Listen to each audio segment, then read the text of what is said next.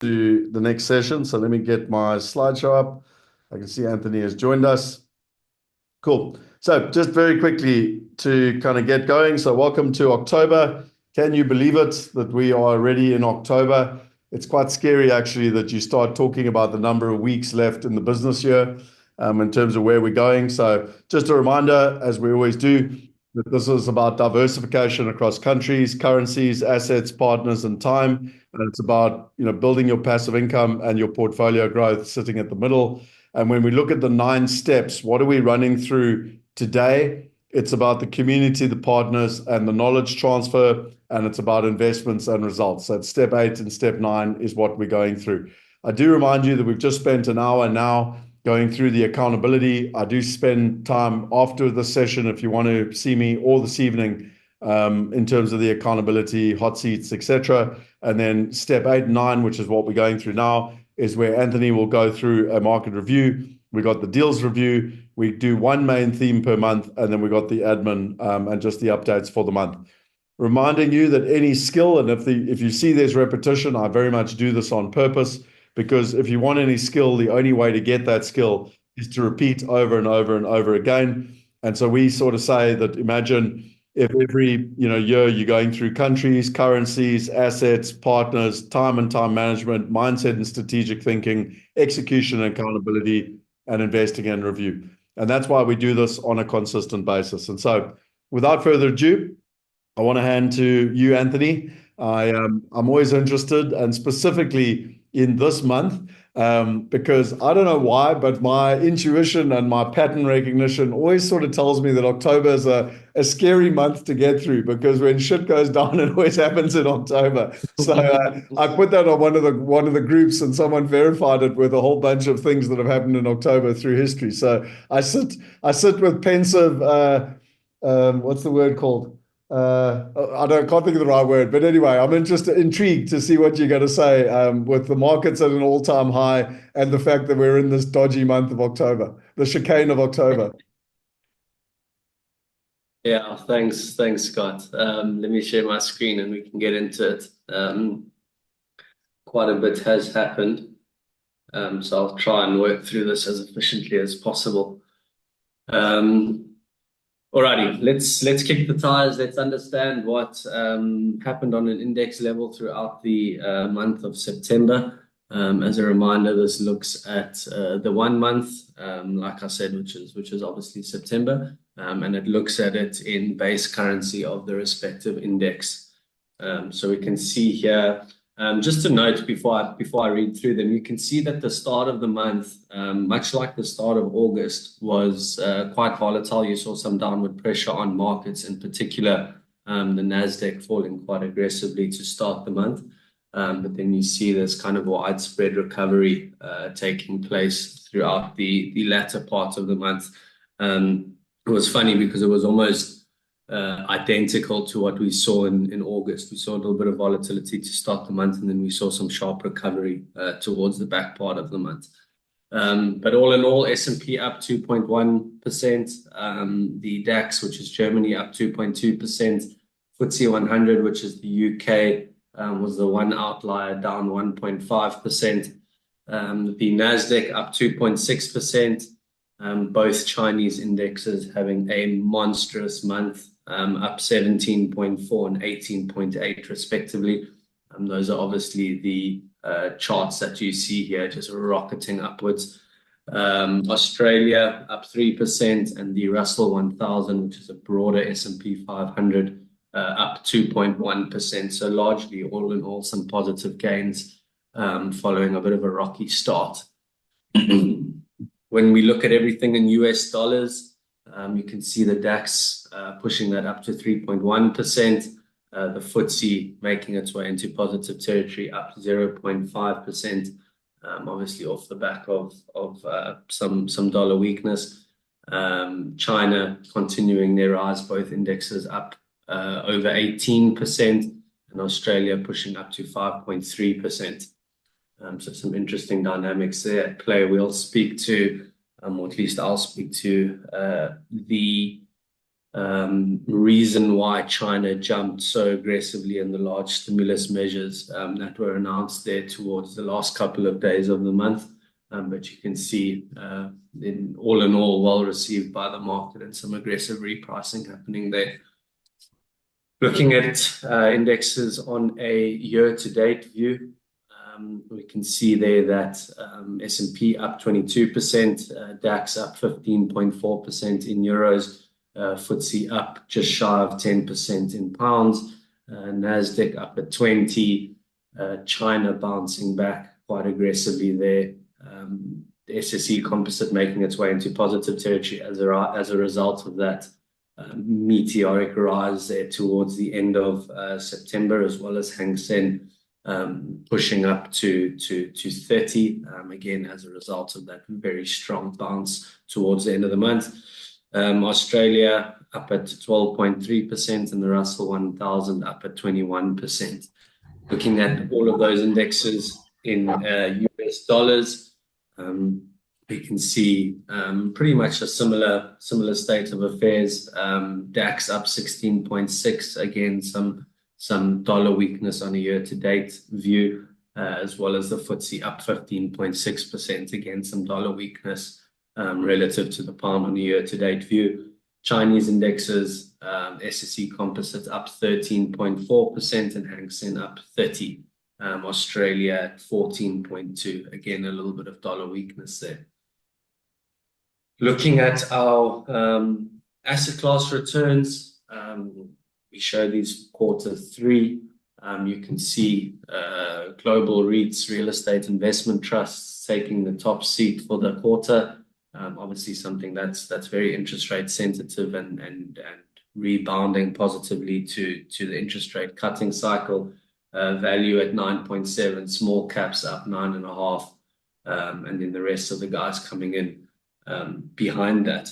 So, I mean, we can see a parts of the stock market that had previously suffered the most from high interest rates generally outperformed, with small caps and REITs delivering strong returns for the quarter. Those are typically your most interest rate sensitive asset classes. We saw here as well, I mean, conversely, you can see that growth stocks gave up some of their recent outperformance, but are still very strong on a year-to-date view, coming in at around 3.5% for the quarter, but still leading the charge on a year-to-date, up 21.5%. There was a little bit of volatility in the growth space over the quarter. Bonds also having a very strong quarter. You can see there the global aggregate up 7%. Keep in mind that is the proxy for the global bond market. So 7% there is very, very strong. And that takes its year-to-date up to 3.6. So you can see prior to the third quarter, they were in negative territory and treading water a bit. But again, also lifted by the prospect of low interest rates going forward and this interest rate cutting cycle that we've entered into globally. So 14 months on from the last interest rate hike in the US, we saw the Federal Reserve kickstart its cutting cycle with a 50 basis point move in September. That was probably the biggest media or news item for the month. We saw the unemployment rate having drifted up from a low of 3.4% in April 2023 to 4.2% today. So we are seeing a little bit of unemployment creep into the market, and that really gave Fed officials the comfort that they needed. And the general kind of comments from them was that they don't welcome any further weakening in the economy, and they're keen to quickly move interest rates back to less restrictive levels. Hence, we saw that cut coming in from the Federal Reserve, 50 basis points.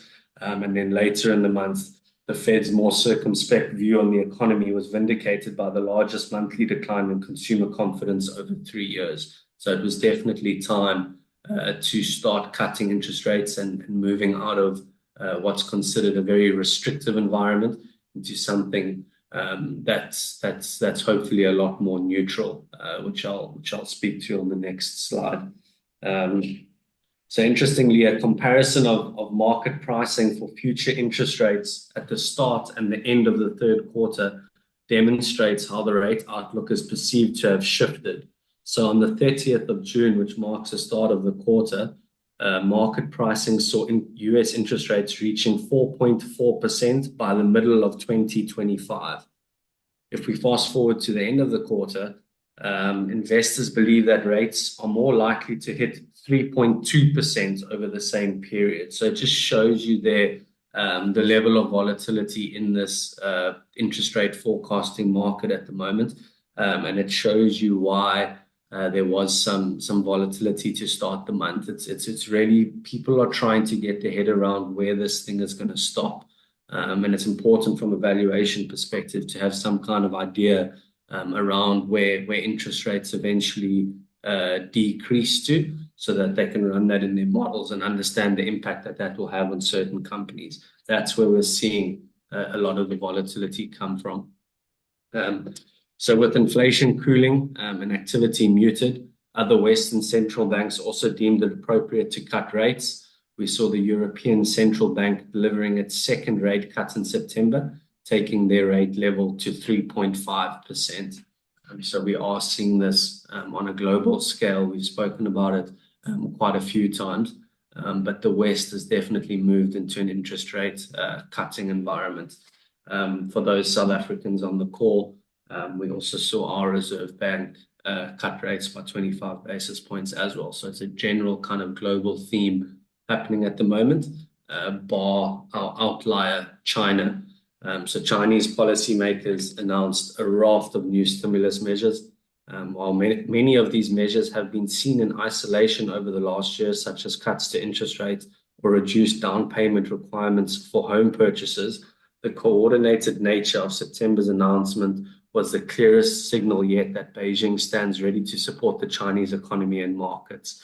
That's exactly where those outsized returns that we saw in the charts came from. They came back with massive stimulus policies to get the economy going again.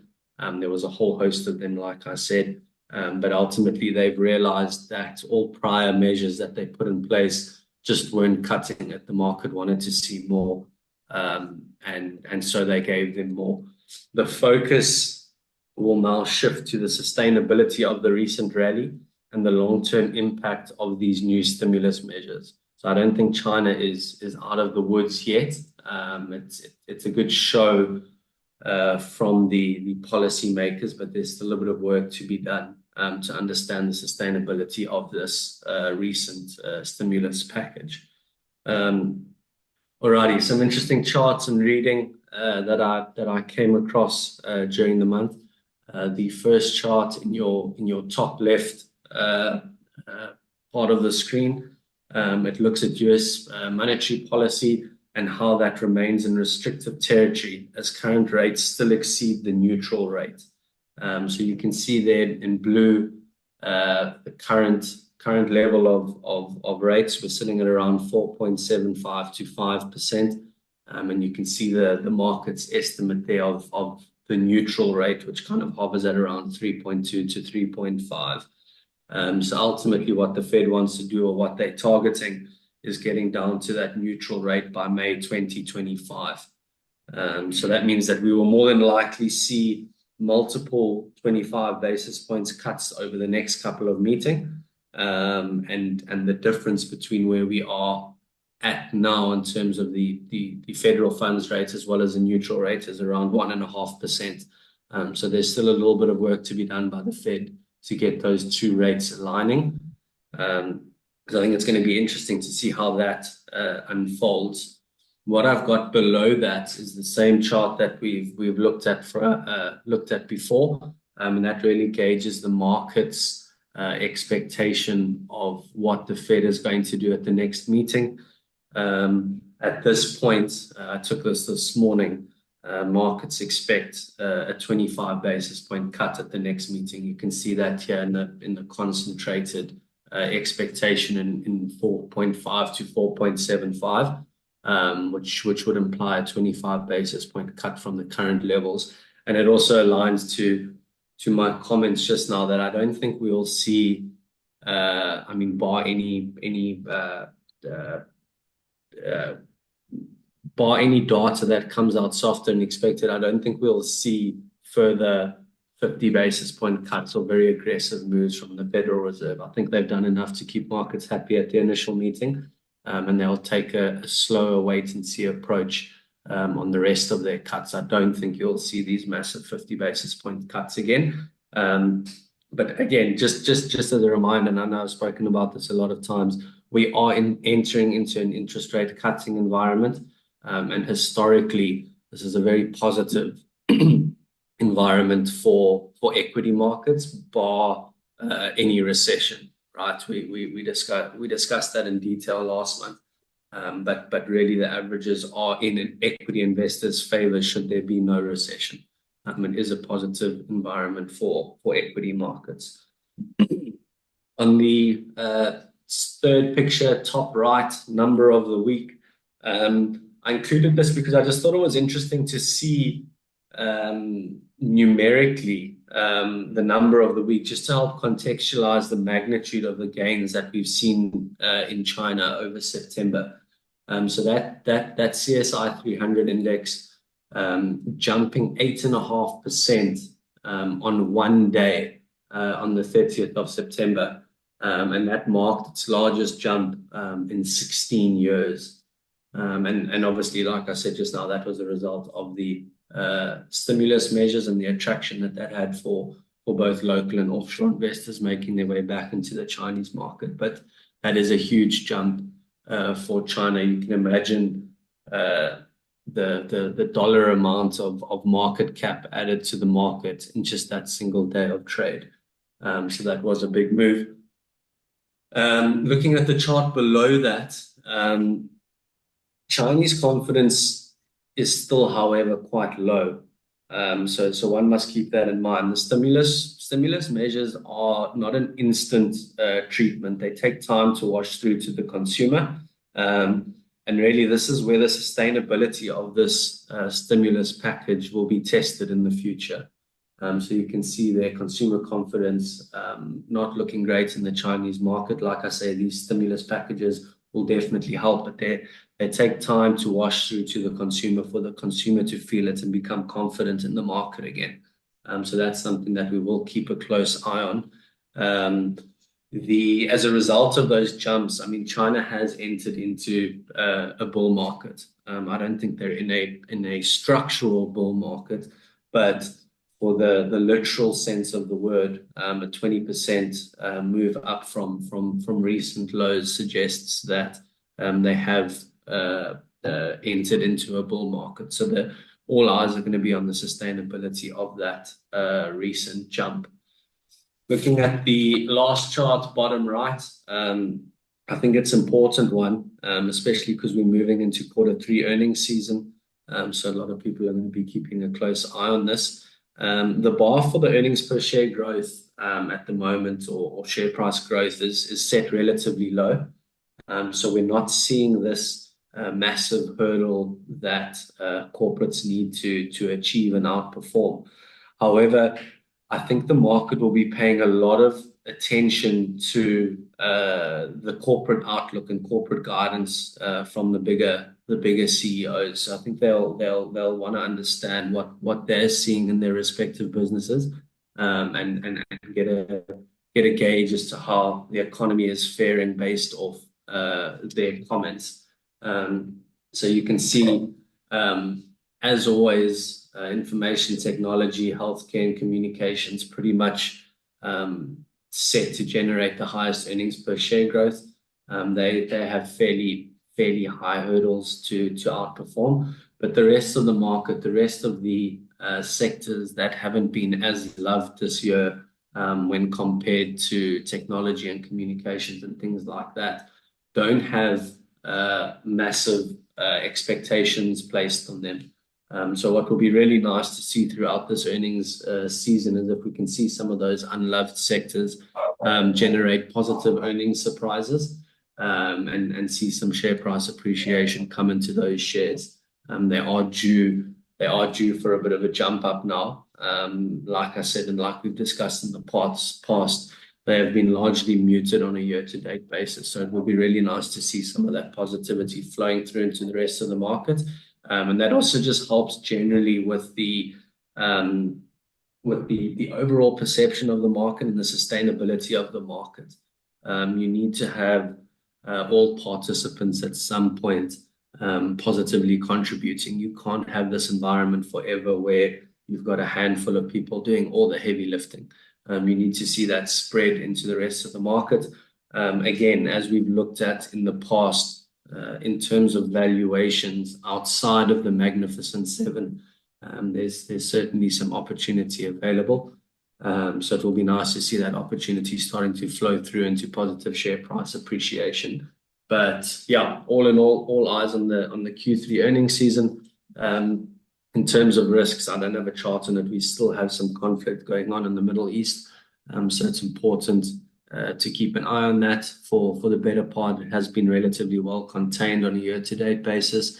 I was looking at oil prices earlier, and I see oil has come back down again, and it's typically a good proxy for any kind of Middle East conflict to understand whether there's a re-escalation or a de-escalation. So it seems like things there are moving towards the de-escalation side. But again, that's volatile. That bounces around a lot. But as long as it's contained from a market point of view, there shouldn't be too much spillover. But like I said, it is a risk that we are keeping an eye on. And that's me. Awesome, Anthony. Are you two comments quickly? One is I just wanted to steal the screen off you. So people ask every single month, they say, hey, is there a recording? So I just wanted to share with everyone, you've all got access to the Private Wealth Global platform. And every single month we put up the recordings here. What we can also do is we can put in PDFs, etc. here. And so with your permission, Anthony, I know you send me the PDF every time, the PowerPoint that you just did.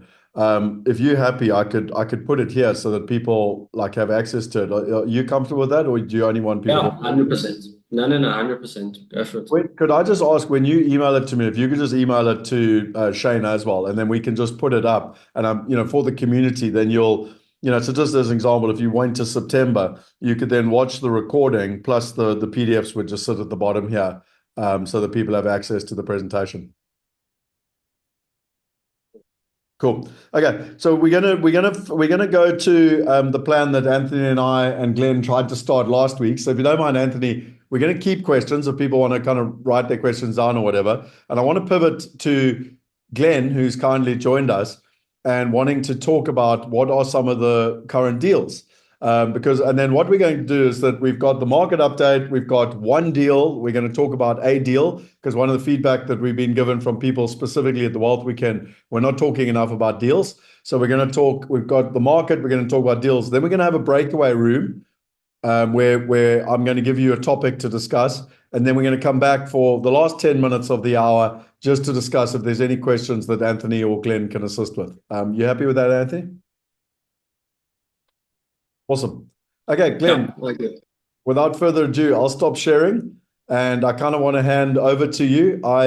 Sorry, there was one thing that I just wanted to show I forgot to mention was that we do have the Private Wealth Global platform that is a collaboration between ourselves and Callio Private Equity. The fees are exactly the same as through the Private Wealth Global system. It's exactly what we've agreed with both Callio Capital and with Callio Private Equity. And so everyone's got access to this. And one of the feedbacks that Rael said to me when I had a meeting with him last week, the minimum investment on that platform is $50,000.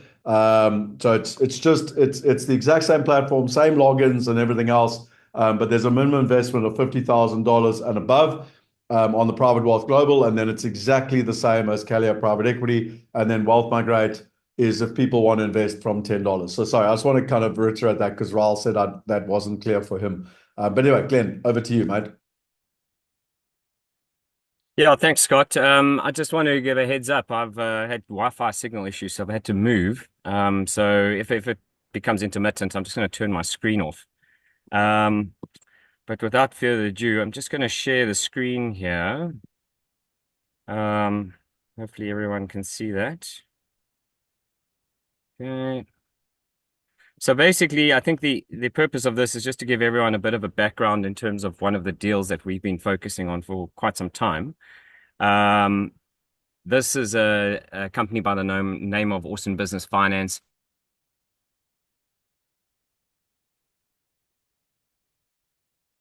And you'll pick up the company there. Glenn, could I suggest So what I'm going to do here is I'm going to jump straight into it and explain to you. It's breaking up a little bit. I wonder if it's better if we just switch your screen off.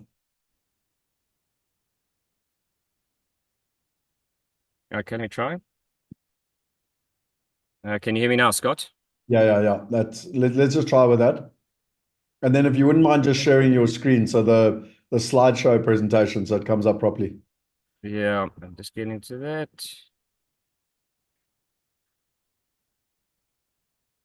Can you see that? Yeah, perfect. Got you. Yeah, so I'm going to jump straight into it. I mean, Austin Business Finance is a company we invested into as a private equity business back in the first quarter of 2019. So we've known the guys for quite some time. The quick summary of how we got to know them is they're actually South African guys that had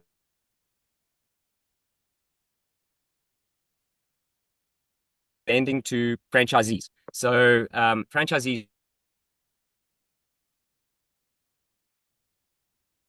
they don't have much security. Hang on, Glenn, we've got a problem, mate. It's breaking up. African market to lend to these type of franchisees. And in South Africa, Glenn, sorry, mate, we've got a problem. It's breaking. okay, It's just on my side. I mean, I don't know if anyone else. It's breaking like every second word's breaking in and out. It's a bit incoherent. It's problematic. okay, Scott, I can tell you what I can do. If you can give me literally 5 minutes, I can jump onto a different network and see if that works. But I'm going to just Why have don't to you do switch that? off here So you do for a 2 different. seconds. What we'll do is, has anyone got any questions? So Anthony, you here. Let's do the Q&A around what Anthony kind of went through. So I'm going to steal the screen back here off Glenn, so that we can kind of see each other just with cameras, and then stop sharing. So I mean, for me, Anthony, I've got a question for you, and if anyone's got any questions, just raise your hand and or put it in the chat box. But I think the question for me, Anthony, and I'd love to know this, why why is July always such a volatile month? So what people don't remember is that like the crash of 1929 happened in October. A lot of the big crashes have happened in October. What is it about sentiment? And is it herd mentality? Is it like people are, right, we've heard October, the world's going to end now. Like why is October such a chicane for the world to always get through? Sure. I don't actually know. It's an interesting one. I know typically in the US when they go on summer holidays, uh, the liquidity in markets starts to dry up a bit because there's not as many active participants, and that can create volatility. So the participation of the market kind of takes a bit of a dip during the summer months. In terms of October, sure, I'm not entirely sure. Typically, we also see a bit of volatility at the end of quarters. Quite a few portfolio managers use the end of the quarter as a time to rebalance. So you do see some active participation there, and higher levels of volume, which can also create some volatility. So that is another thing to keep in mind. And I also think you start to approach the end of the month, the end of the year, and if guys have generated strong returns for the year, they're happy to kind of start taking a bit of profits and dialing back their risk profile to protect their year-to-date returns. So I think there's multiple factors. I don't know all the answers, but there are a few, I think, which lead to increased levels of volatility. Okay. Yeah, no, it's definitely a pattern that I've noticed over the years. There's two questions here, one from Marina, one from Cynthia around China. So, and they're sort of related. So I'm going to ask both at the same time. How can we take advantage of China's current economic position, current trends, from Marina? And then Cynthia said, what happened with the Hang Seng? What drove the surge? So the surge was driven by stimulus from the government, multiple levels of stimulus. It was a huge package across all fronts. How to take advantage of something like that? Sure. China is a challenging beast. I'll warn you on that when you try gain some kind of market exposure. As a general rule of thumb, internally at Calio, we will not take exposure in China unless it's through an active manager. And the reason for that is that the risks are just too high when you go on an index level. So we strongly believe that if you're going to play a Chinese theme, you do it through an active manager, and you need to make sure that that active manager is physically sitting in China. You don't want to play that theme out through someone who's sitting in the middle of New York and goes to China once a year. It's an incredibly intricate market, and it's a market that requires someone that's been born and raised there, that understands it, that walks the streets every day, that uses the public transport. You need someone there, in our opinion, to manage those allocations. It's a very nuanced economy. Guys, we've got, I know I'm pivoting a little bit. I'm dancing with technology here. So Anthony, thanks for helping me jump in there. But let's pivot back to Glenn. And I know I can see the question there from Archie, etc. I'll come back to doing that as part of the Q&A. But let's go back to where we were with you, Glenn, and then we can come back to a general Q&A to wrap it up. And someone asked the question in the WhatsApp group. We'll go live with Anthony and Garth around international tax and structures, etc., which is the theme for the month. Live at 10 o'clock. So this is the new format we're going to do, which is a market update, a deal update, and then we'll go into the main theme for the month. So over to you, Glenn. Hopefully you got Wi-Fi in wherever you are in the world at the moment. Yeah, so I'm in a different part of the world, but the truth is there's probably some background noise, but hopefully you guys can hear me.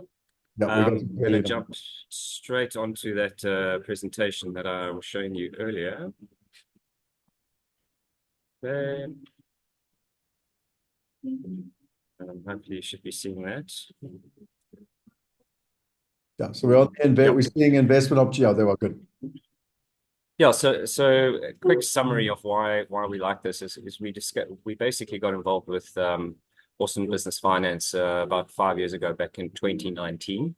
They were a South African business lending to franchisees in South Africa, the likes of Steers, KFC, you name it.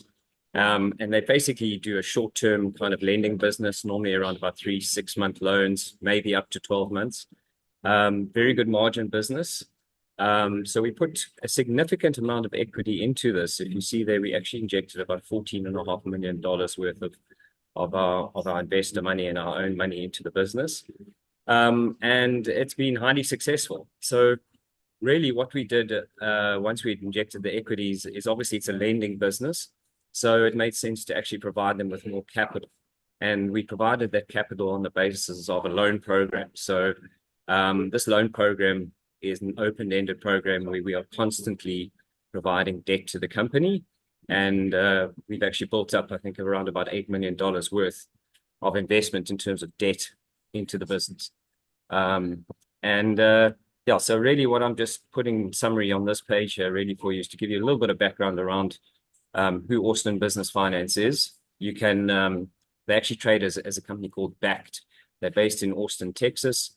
You can actually go online, have a look on the internet if you like. You can see the product that they offer.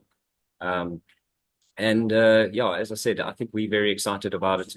We have been for a number of years.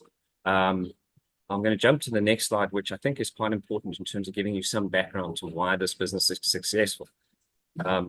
If you look at this slide here, it talks to the fact that there are over 30 million small businesses in the US. So, you know, why is that important? That's important from the perspective of, you know, when a business like this goes into the US, the first question we always got was, so, you know, there's tons of other finance businesses in the US. How are you going to compete? And the truth of the matter is, obviously, just because you're successful in South Africa doesn't mean you're going to be successful offshore. And really what these guys did really well is they basically adapted to the US market very quickly. And when I say adapted, they had to deal with a number of issues around how business is done. In South Africa, it's very much relationship-based. You can walk into a franchisee such as a KFC, and within probably 5-10 minutes, you can know who the owner of that business is. In the US, it's a little bit different. There's normally intermediaries involved. So you have to actually deal with intermediaries to get to the borrower. Something that Austin Business actually has done extremely well.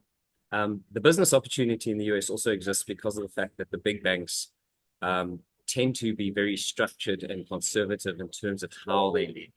So basically, they normally look for security, for assets.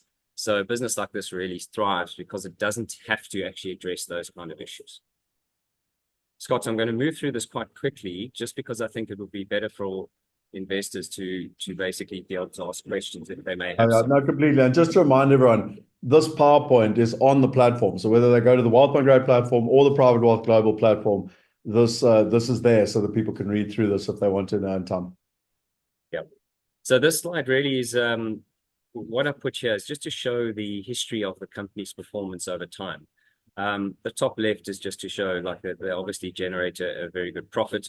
I think what for me is the big standout on this is Backed went into the US just before COVID. And, we were obviously very concerned when COVID hit. And the reality, if you look at these slides, is that they did a very good job of managing through COVID. And the question is, how did they do that? They basically pivoted and focused on service-based industries in the US. So those service-based industries were cleaning companies, your health services, anything that was related to services, food, because people still needed to eat, so food-based businesses. And really that probably for us was one of the big standouts, because it's always shown in terms of the default rates within the business. And the Backed has consistently generated default rates below 5% per annum, which is very much what we would expect. In fact, we were actually originally anticipating around about an 8% default rate in this business. So they've managed to maintain around about a 5% default rate. And that talks to the type of borrowers that they have. Just to give you an idea, they probably get in excess of 4,000 applications from businesses in the US per month. And of those 4,000, they probably do somewhere between 100 applications. They actually do 100 loans a month. So they really are able to cherry pick the quality companies that they certainly believe are quality, and in doing so, generate decent returns. This slide really is just a quick summary. What I've put here is to just explain the type of instruments that we've got under our loan program, that we obviously also, in partnership with Wealth Migrate, putting together. Very simple. It's a 3-year loan with 3 months notice. So prior to maturity, you just give notice and the loan will be repaid back. If you don't want to give notice, you can actually let the loan roll. Most of our investors actually roll their loans. And why not? Because they're receiving a very good interest rate. The interest rate that you receive on this, it depends on where we are in the year, but basically this instrument should be generating 10% per annum. Maybe slightly lower, just depends on our structure, but basically 10% per annum. And I think that's important because we're actually moving into we hope, a low interest rate environment. So with rates declining, obviously this type of return becomes a lot more attractive. And also on here, I think what's important is we don't charge a direct fee. There are other fees, but we don't charge a fee as a private equity business. What we do is we actually recover it from the underlying company. So I think that gives you a pretty good idea of what it is. The only other point I'd make is generally what we've done is we always stick to around about $100,000 or more in terms of our investment, in terms of investor and client investments into this. And I think that, Scott, is the very quick snapshot. I can go into as much detail as you may require. Awesome. Yeah. And I think obviously the benefit of using the platforms is that people can participate through Wealth Migrate from as little as $10 and from Private Wealth Global from $50,000. So just to make that. There's one question here, and then I think we should break into the breakaway rooms. Chaz has said, what percentage of back loans to SMEs are not paid back? I would say it's about 8%, 7 to 8% in total. Bear in mind that the company it has a loan book around about $80 million, currently, 85, I think it is at the moment, and it lends out probably every month at the moment, somewhere around about 12 million. But remember that I would say it's actually more around about 7%, but of that 7%, there is a recovery rate. So if you take the recovery rate into perspective, you're probably looking at around about, as I said, probably looking at about a 4% default rate on the business at the moment. Okay, brilliant. That, The last thing that I just wanted to mention is that what I think is important is how they behave during COVID. So I'm a big believer in people from a character perspective shouldn't be judged by how they behave when it's working, but how they behave when it's not working. And I'd love you to kind of tell the story of what happened for you with COVID, not only on behalf of your own capital, but your investors' capital, because I think it shows to some extent what is who you're dealing with in terms of the operators. Yeah, so I think there's a few things out of COVID. The one was the ability for the managers to pivot very quickly. I always say, 80% of investment into businesses is probably the people. And with these guys, we were lucky enough to really understand them in South Africa before we invested into them in the US.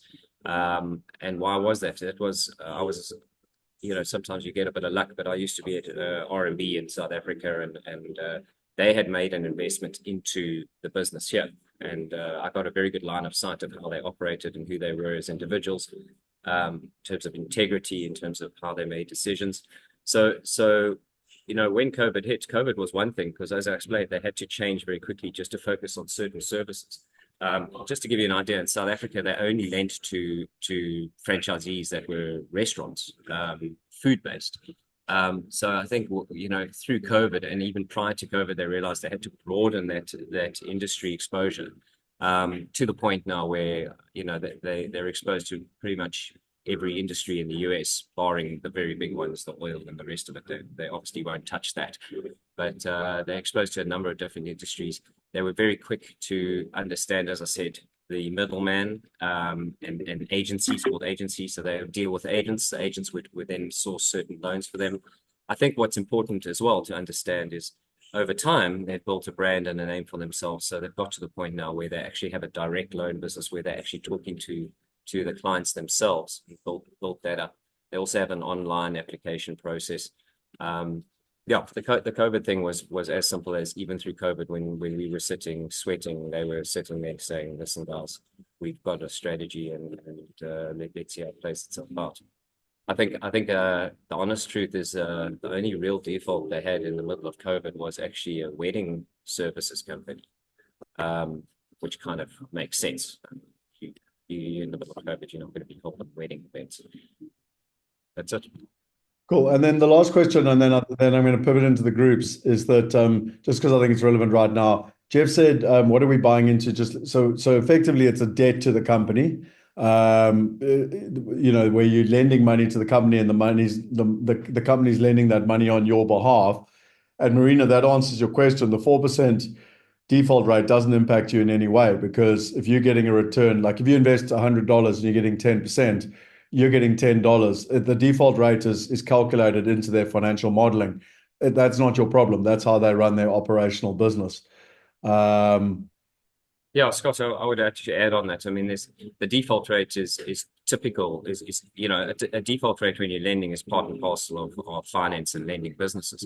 The truth of the matter is, there's equity in the business as well. So there's a significant cushion of equity in terms of absorbing any default rates. And bear in mind that the business is profitable, so it's not, it's profitable net of any default. So it's really not hitting the loan program at all.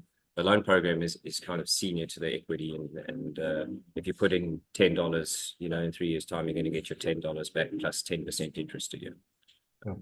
That's not to say, I think it's an interesting question to give the investors some perspective. Your default rates in this business would have to go up to around about 13% before the money that you put in would be affected.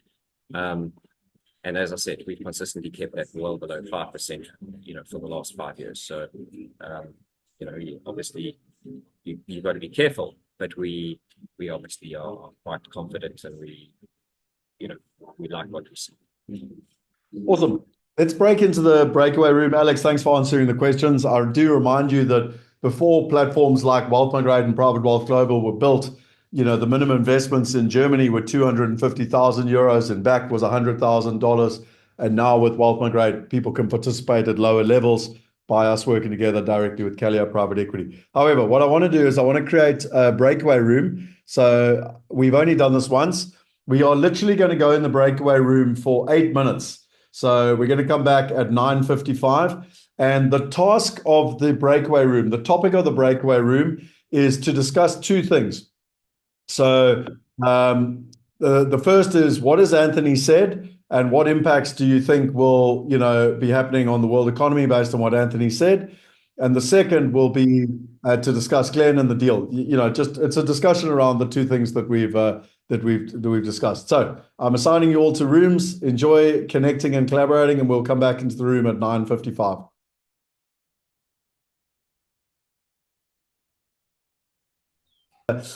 Just a quick one, Kelly. You got your hand up. Hi, Cal. So we had a question with regard to the investment, and is Glenn still around? He is. It seems to me the breakaway rooms has seriously confused the hell out of people. But I can probably try to answer it, and I see Garcia as well. I'm sure between the two of us we can answer it. Scott, I'm here. No. Okay. Oh, yeah. Okay, cool. So the question we had, what I didn't understand was, so on the prospectus on the Wealth Migrate website, they actually say for this, where the risk section is, they say the risk is the interest rate. So now I didn't quite understand what fundamentally is the risk. Is the risk, if the interest rate goes down, do you still guarantee your 10% return? The interest rate goes up, what actually happens? So I really didn't actually fundamentally understand that risk per se. Can you explain that to us? And how do you guarantee that sort of 10%? Or do you guarantee that 10%? I don't know. Good question. I think you got to. There's two separate parts to this. The first part is interest rate risk is more related to the underlying companies themselves. So with respect to this, so park this product aside. If in an environment where interest rates are increasing, which we have seen over the last few years, those companies are going to be struggling. They obviously, the cost of debt is more expensive. It drops to the bottom line, and so forth and so forth. So that's interest rate risk. With respect to this product is a fixed interest rate for you. So it's 10% regardless. What the company does is it generally does short-term lending. So it does short-term fixed lending because it can wear the change in interest rates because its lending is so short, like 3 to 6 months or maybe a year. So they might move rates up and down to their clients depending on the quality of the client. Obviously, the poorer quality client, the higher the rate. The better quality client, the lower the rate. Not by much, because they're short-term loans. Yeah. From your perspective, there's no impact whatsoever because it's a fixed agreement that we have with the company. So the loan is a fixed loan. It's effectively 10% to you every year. And then is that really your return on this investment? It's just purely the 10%. That's it. Yeah, it's exactly that. It's a debt instrument. So I mean, it's pretty straightforward. It's just the interest return that you receive on that. And then that just sorry if I'm asking really stupid questions. No, you're that not. That 10% then gets paid at the end of the 3-year period, or does it get paid during the period? It's paid monthly. Okay. Yeah. So again, you're getting the income regularly, and you're getting the capital back after 3 years. Okay. Thanks. I hope that helped anyone else. No, I'm sure it's very valuable. Kelly, this is exactly why we're trying to do this, which is have a breakaway room, be able to ask questions, come back in the room, try and create that engagement environment, and then be able to, help everyone. I kind of wanted to, I know Garth and Anthony want to kind of move on to our main session for today. But before we go there, Cynthia, you have invested with ABF for the last year or so, and you were in our breakaway room, you were about to embark on kind of your experience and the 3 reasons you did it. And I just thought it'd be valuable for everyone else. If you wouldn't mind sharing just before we kind of pivot into the next session.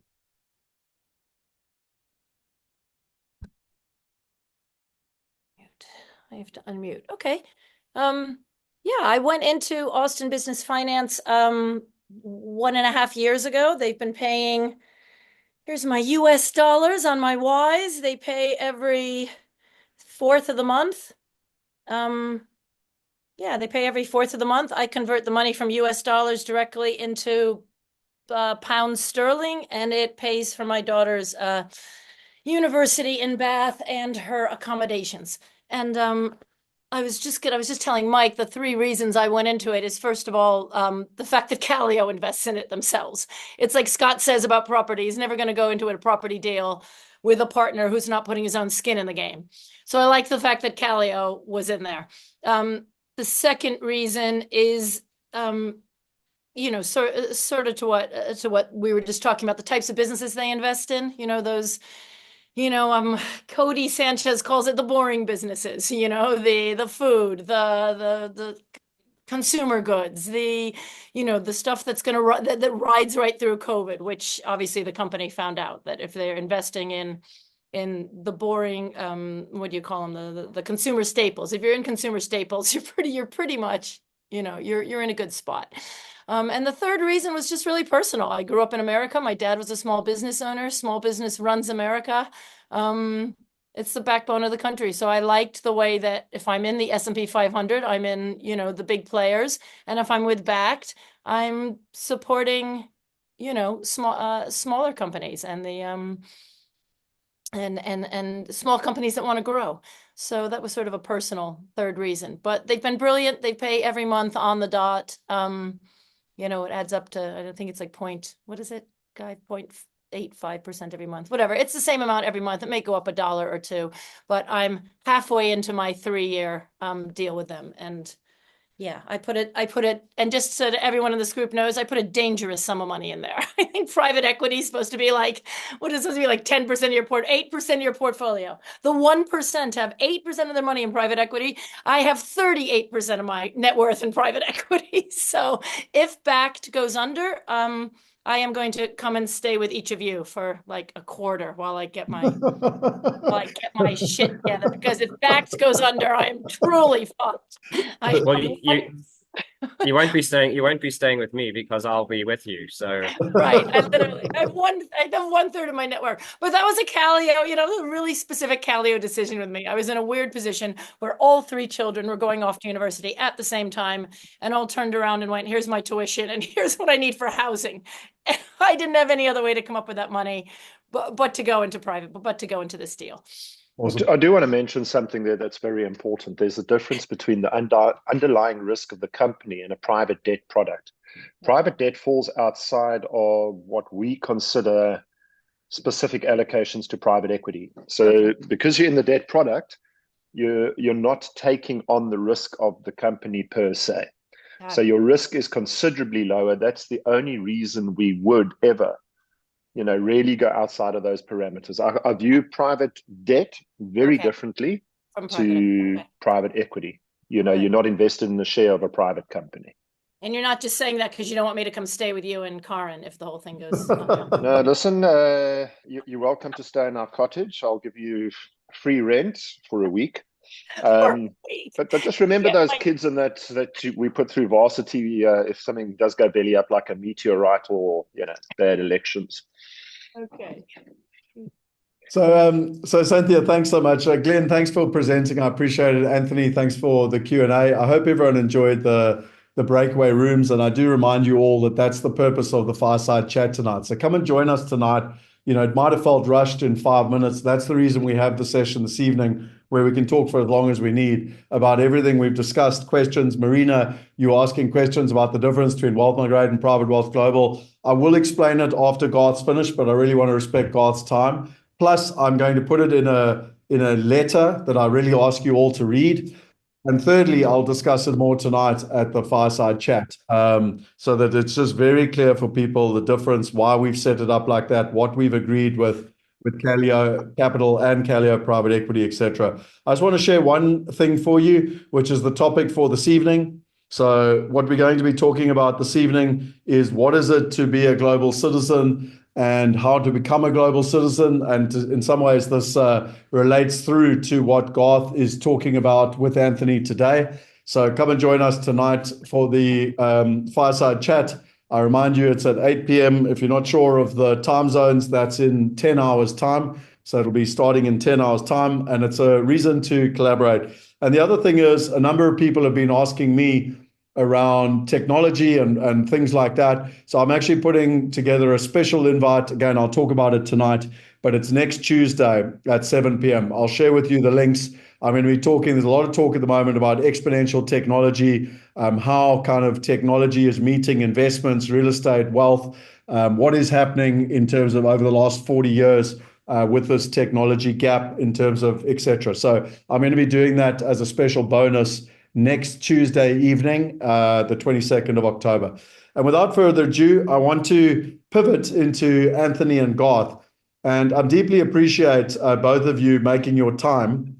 We sort of started this dialogue on the WhatsApp group around kind of what would people like to know. And what we kind of came to was every quarter, we want to be bringing in different experts, I call it different authorities on different asset classes.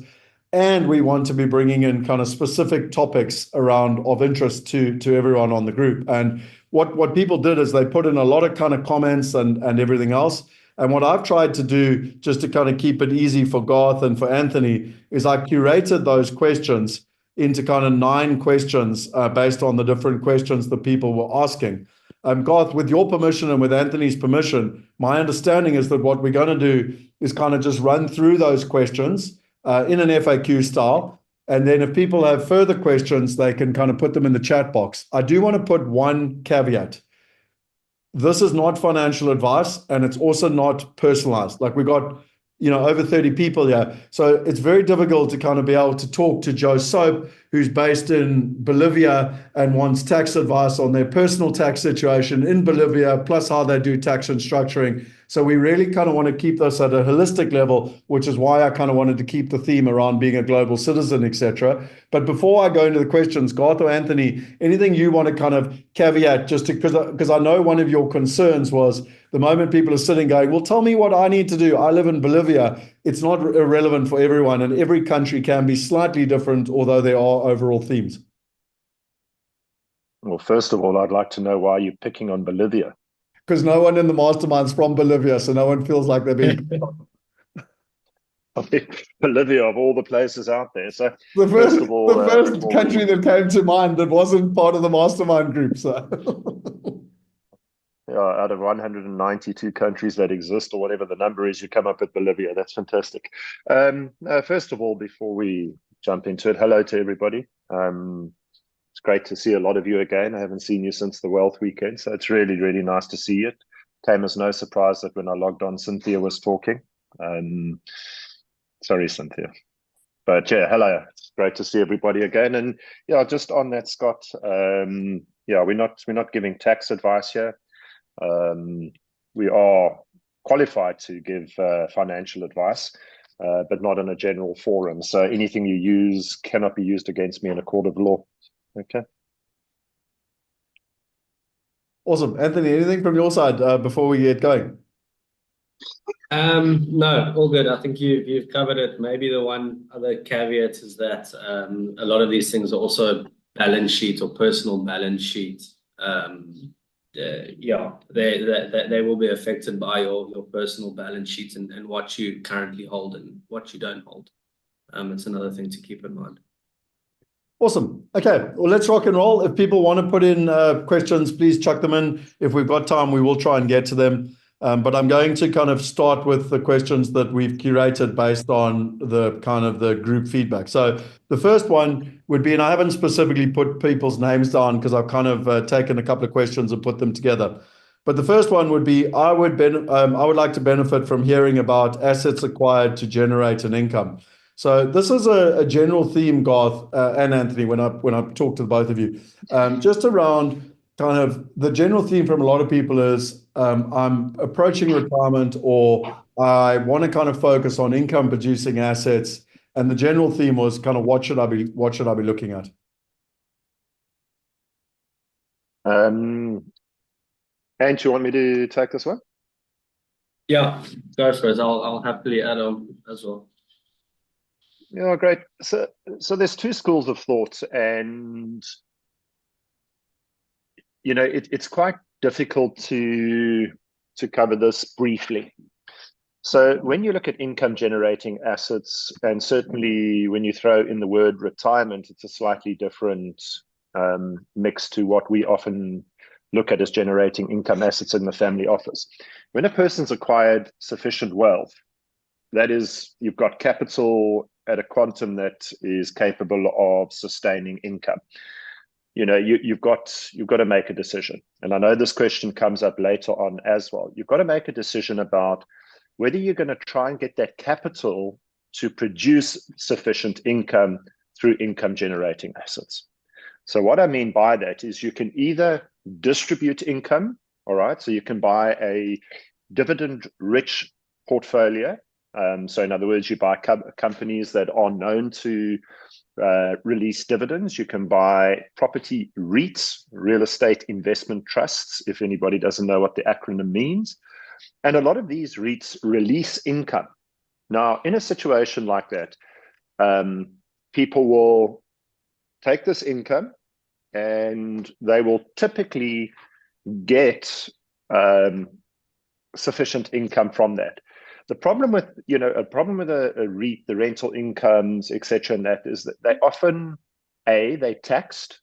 If they offshore and foreign, you've got double taxation that you've got to deal with and structures that you deal with. And as income in South Africa, as income in the US, as income in the UK, the tax rate is often higher than the capital gain rate. So we just spoke about Austin Business Finance. There's an income generating asset, okay? You look at a lot of the private equity deals we do. They have a debt component releasing income like German property, which releases an income of 5 to 6% in euros plus capital growth. So that's what an income generating portfolio is. You're getting this 5 to 6% income being released. The problem, as I said, is income tax on that is a much higher rate. So retaining income, reinvesting income and compounding that is often a better solution. So you generate the income in your portfolio. That's great. So you've got this fixed income component, but you don't distribute that income. You retain that income and you compound it. And then you take your drawings that you require for income as capital, because the capital gains tax rates are significantly lower than the income tax rates globally. So there's a mechanism by which we do that and by which we promote people to have that income retained. So yeah, cut a long story short, listed companies, dividend-rich companies to produce income. Private debt, as I spoke to now briefly with Cynthia, private debt is often higher, often higher than the dividend process. Property rentals, okay, off REITs, and private property deals such as the German property that was put on the Wealth Migrate platform. These are all income generating assets. Okay.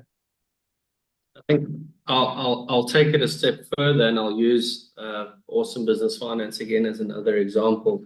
Is that typically, not in all cases, but typically if you're going to pursue an income-rich strategy, it's at the forfeit of growth. So in other words, using Awesome Business Finance, you get 10% interest per month. But because it's a debt deal, there's no capital growth on that per year, not per month. Just before somebody per year, runs sorry. per year. Yeah. Sorry. But yeah, so you're forfeiting the growth side of a portfolio. So when you construct portfolios, you need to be very careful that you're not pursuing a pure income strategy and forfeiting growth. So we like both because you're getting that capital growth, which in the future you can rely on for sustainability and capital redemptions off that capital growth amount, but you're also getting a small income stream with it. So be careful not to go to the two extremes and move out of that balanced approach. Otherwise, you'll find that you have income sustainability, but in the future, you might be forfeiting capital growth, and then the ability to draw capital from that pool of money is drastically reduced.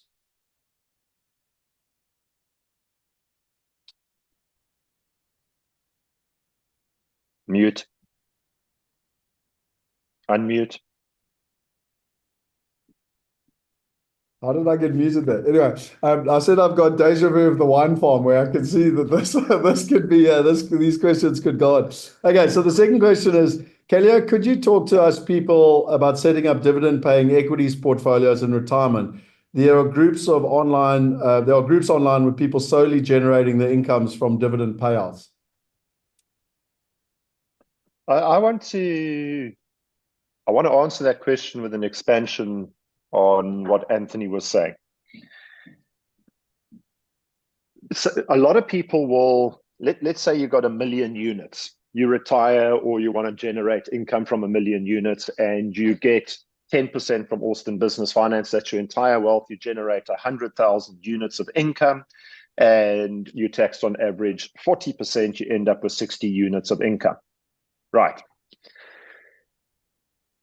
That income portion that you require, we find it better to create pots of capital. Okay, call it buckets of capital. So of the 1 million units, maybe if you require 60 units of income, and just stop me if my maths or explanation gets complicated. If you require that 60 units of income, you don't necessarily have to use the full 1 million to generate the 60. It's better to take income to the tune of 180, so it's 3 times the 60, and have that in an income portfolio, a risk-free environment, drawn as capital, and then have the other, 700 and odd units that you left with. What did I say? 180, so yeah, 820 units actually also getting capital growth and reinvesting its income. That gives you a better long-term result than just producing it. But to answer the question directly, I'll let Anthony jump into how people are doing that. If you take the 1 million units and you buy a dividend producing portfolio, Anthony, I mean, you can talk to what I suggested earlier, but it's the same. I think it's the same answer. Yeah, I think opportunities or investments into dividend producing companies is obviously certainly something that exists and certainly something that we cover. It's a fairly easy process to screen for dividend companies. It's something that we run on the sidelines all the time. So those lists and those opportunities exist. But again, back to Garth's point, let's say you're averaging 5% on those dividend producing companies. You need to always make sure that if that's a strategy that you're going to pursue, that 5% is adequate for you. And again, this is where it kind of caveats back to personal circumstances and what that pool of capital going into that dividend producing opportunity is. There's no point in tying all your eggs in one basket if that income stream is not sufficient.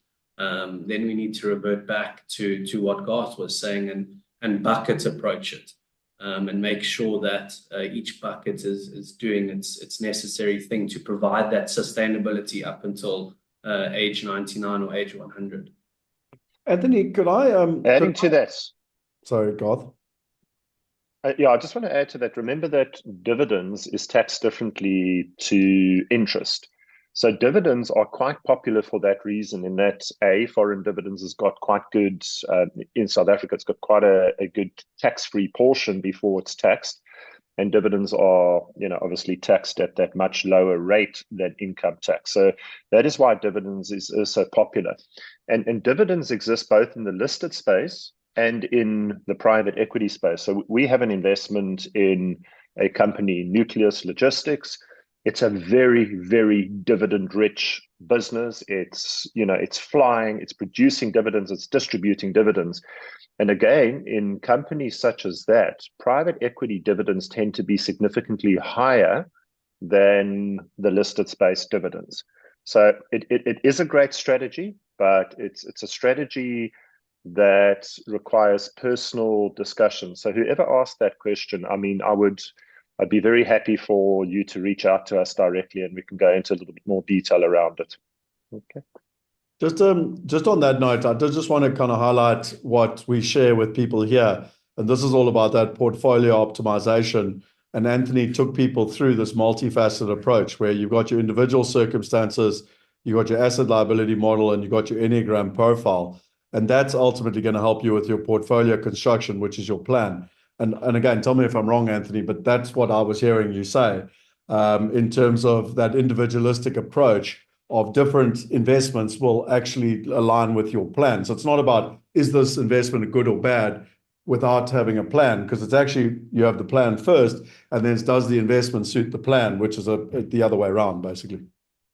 Yeah, 100%, all relative to the plan. And do me a favor, I know we spent 2 days on it in the Wealth Weekend in March, but I know, and Verna asked for a recap, and it was one of the questions coming up, so maybe we'll just deal with it now. Just remind people of the 3 buckets that you referred to. You know, you know what I'm talking about.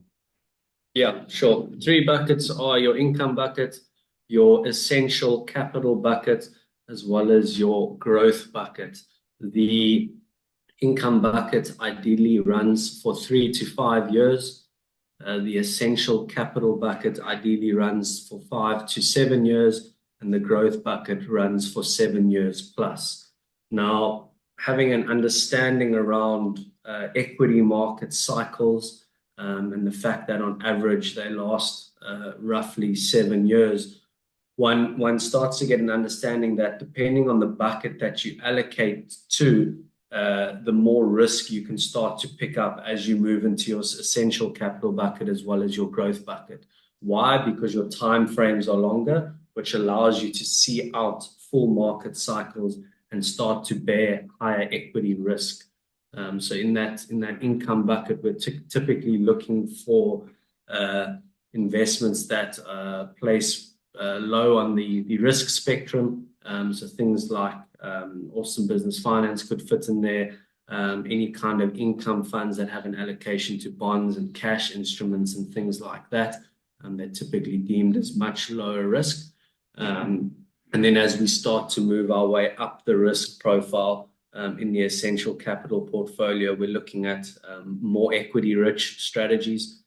So we're trying to up the risk profile and with it up the return profile. And then in your growth bucket, you're looking at more long-term private equity allocations and more opportunistic share portfolio allocations that you can hold for 7+ years without having an impact on your other buckets.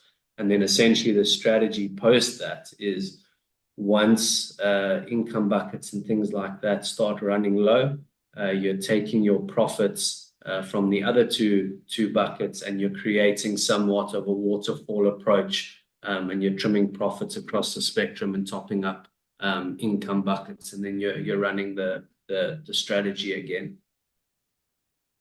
Awesome.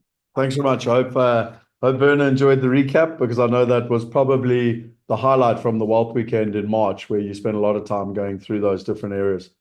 The third question is, compare traditional investing through corporate investments like Coronation, Allan Gray, Discovery, Liberty. Obviously, that's a bunch of South African ones, but it could be any kind of typical kind of mainstream approach to the family office concept.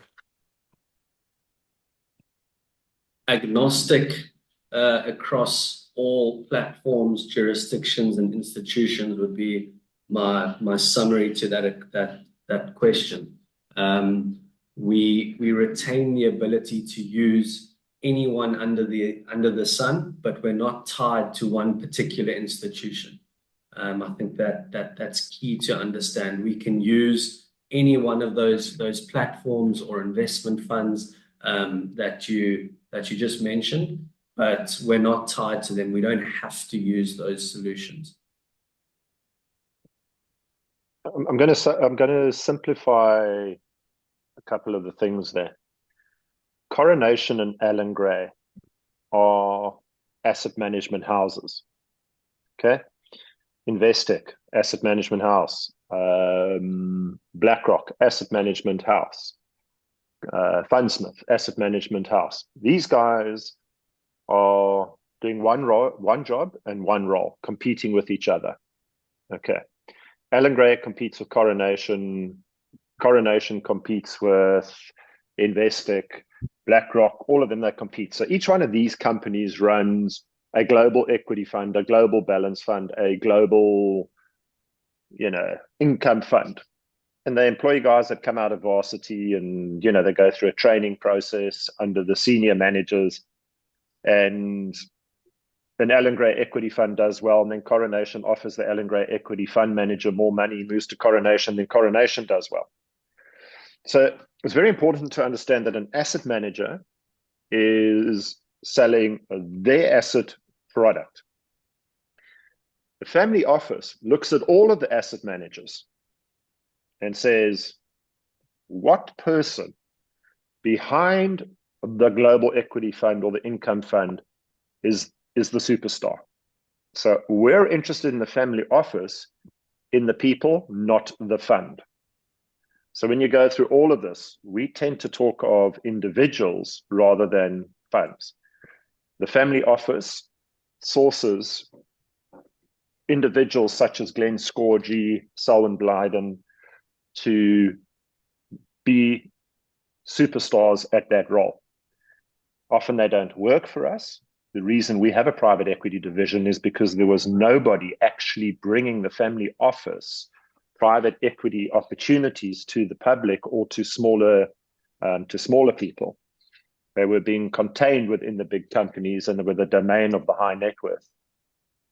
So the big difference between the family office is we look for superstars and exceptional managers, be it from private equity to income to global equity, and we bring those to our clients and to our families. Where we run and have funds, inside that, it's not Kellio's decisions.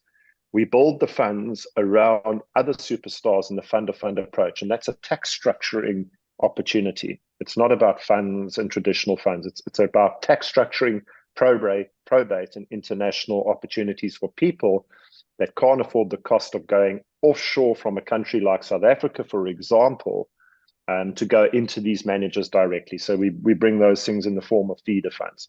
So that's the fundamental difference between an asset manager and a family office.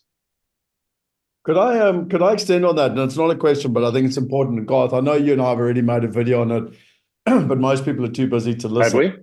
Well, you and I have made a video, but my point being is I know others might not have seen the video. So just the synopsis again, and today is a synopsis of much deeper conversations that we've had elsewhere. But what is the difference between a financial advisor and a family office? Because you kind of now explained what the difference is between an asset manager and a family office. I think it's worth just answering the question, what's the difference between a financial advisor and a family office? A financial advisor often, again, works for a single institution.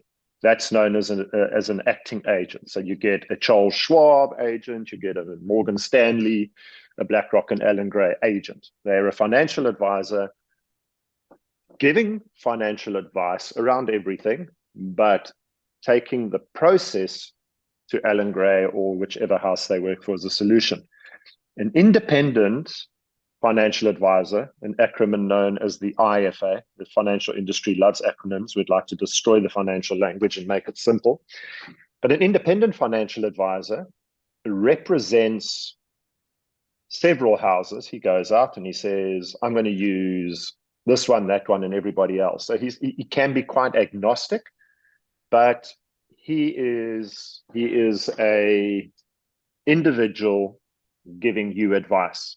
If he wakes up and he had an argument with his husband or his wife, or she wakes up, the issue you're going to have is you're subject to an individual's view of the world and the interpretation of your future. A family office is a collective expertise of many services, from legal to accounting, specialist tax, global structuring experts, trust experts, protectors. So it's a collection of people advising to a family across multi-generations. Awesome. Okay, great. So quite a significant difference from what most people are used to generally in terms of that process. I know certainly, I've mentioned this many times before, but I know certainly from the people that have experienced it and that have been through with you guys, it's very different from what they've been used to previously. So I think it's quite important. This is the all-knowing question that if everyone understood and knew, everyone would be very happy. Tax. So tax minimization. So if I look at my retirement investments taxed at marginal rates when they pay out versus capital gains tax on other direct investment tools, it is a substantial difference. Also, they do not like to take risks. All risks are with the investor. So in simple terms, I think the question is mainly around tax minimization and what one can kind of look at when it comes to that. Tax, again, I'm just going to repeat what I said earlier, a risk disclaimer. Tax advice is very specialist to each country. If you live in Bolivia, please get a Bolivian tax consultant. The important thing about tax, yes, you've got to know your tax. I'm going to talk to something that answers several questions. And this is a great conversation to have because it will streamline the later questions. The common reporting standard, which was entered into by countries all over the world and financial institutions, was to minimize and reduce and remove tax evasion. So there's a whole world out there pre-common reporting standard where there were very clever tax structures out there designed to avoid, evade, and not pay tax. Those do not exist anymore. Okay. Common reporting standard and worldwide tax says every individual that exists on the planet has a country of tax residence. So you can't be Richard Branson anymore, living between, Necker and several other jurisdictions where you actually were not tax resident anywhere and therefore avoided tax completely. It was brought in for that particular reason, and the reason Lionel Messi, the footballer, ended up in the courts for billions, millions, and the reason the Beckham law was passed around Portugal and non-habitual residencies was to stop this evasion of tax. So let's start right at the beginning. There is no way to pay no tax. Tax avoidance is a very well-practiced and legal thing we use. Not evasion, avoidance. Avoiding tax says, I'm going to pay tax, but I'm going to avoid the highest penalization I can get. That extends to income, business planning, death taxes, and dividend taxes and donation taxes. So you are able to structure yourself effectively as a tax resident of one country using another country to reduce levels of tax across those examples I gave you.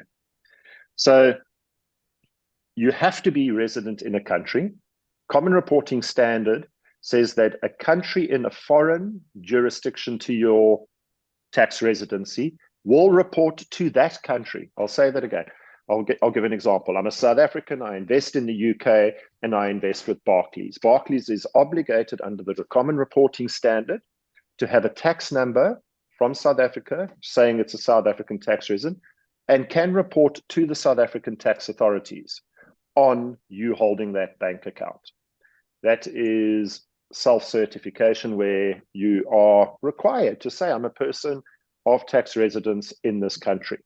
So you can't hide money. You can't have gray money. That's going to catch up with you.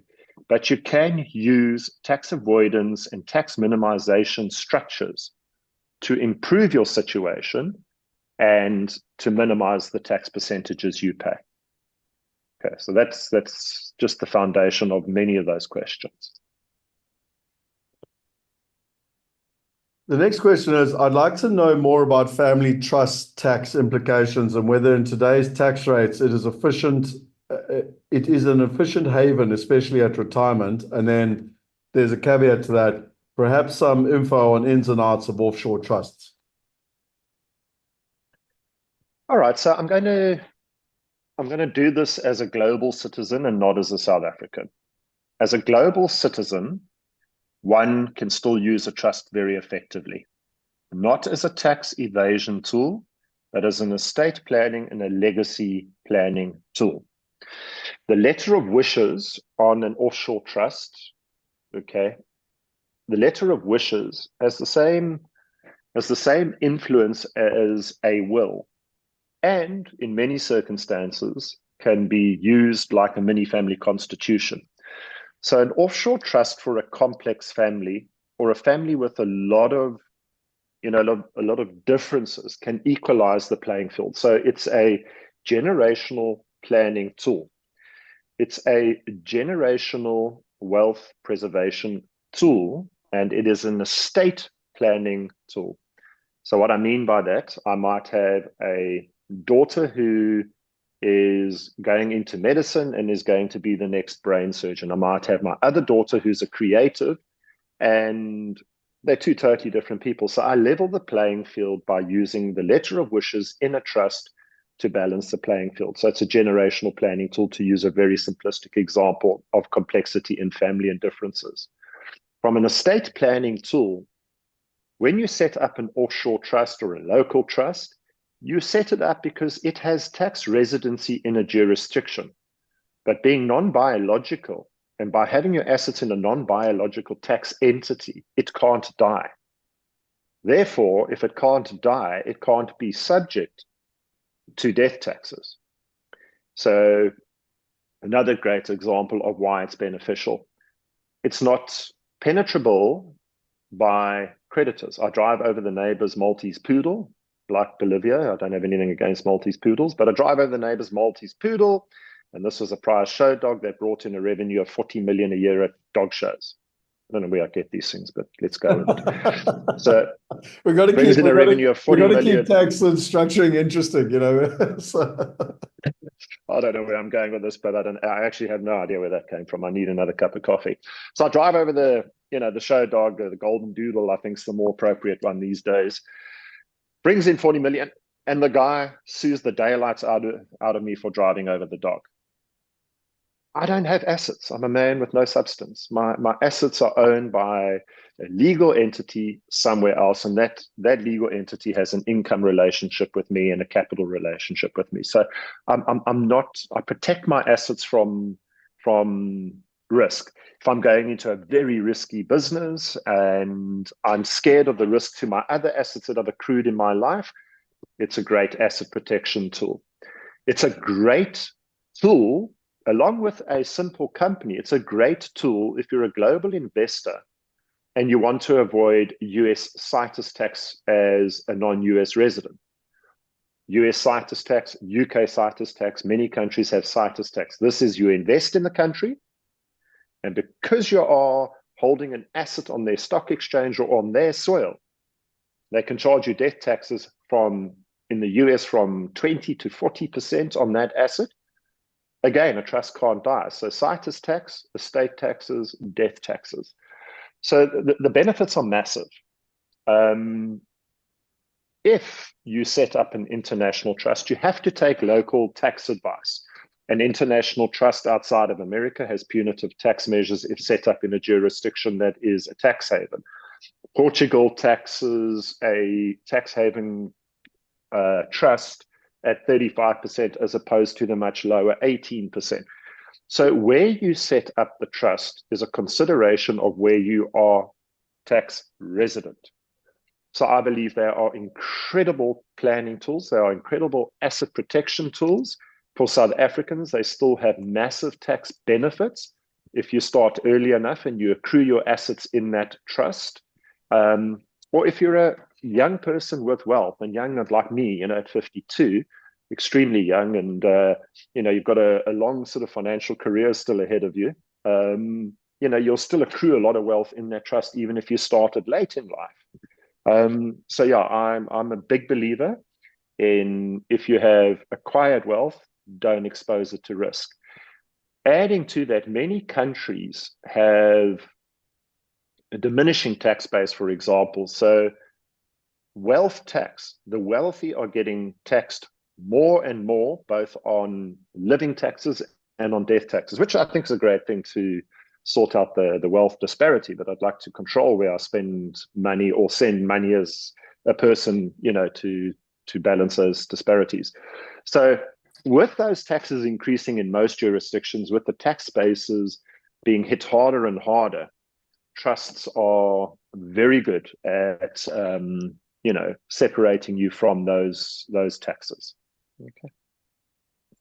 So just one thing that I don't that was think a mouthful. I'm exhausted. one thing I don't think you've answered, which I know you, me, and Anthony spoke about, is I think it is quite important to kind of give a threshold of where it becomes worthwhile. So again, the number I've heard from you, and please shoot me down if I've got it wrong, but it's somewhere in the region of like $2 million becomes relevant to kind of setting up structures, because there gets a point where you might save on tax, but you spend a huge amount on structures, and actually it's not economically efficient. So yeah, that number's come down considerably because we've been able to, to really scrutinize international trust companies. So what international trust companies have typically done is they've created a need for both a trust and an underlying company, which doubles the cost. So when you have both a company and a trust to manage, you have a cost which is equal to that of the trust. You have bank accounts, it's doubling the cost. A trust can actually invest assets directly. The trust management companies are the ones that typically don't like that, because the trustee then is totally responsible for the investment decisions. And you buy Bitcoin and the trustees have to sign off on buying Bitcoin. Bitcoin goes down and you go, why'd you make that decision, trustees? So that's why they like the company, because it creates a segregation between the advisors and the trustees. Not to go into that complexity, but what that does is we've realized for many people they can enjoy the benefits of the trust without the cost of both structures. Bringing the ability to invest assets into a trust and structure down considerably. So a person, you must also consider when you set up a trust, it's not about the assets you have now.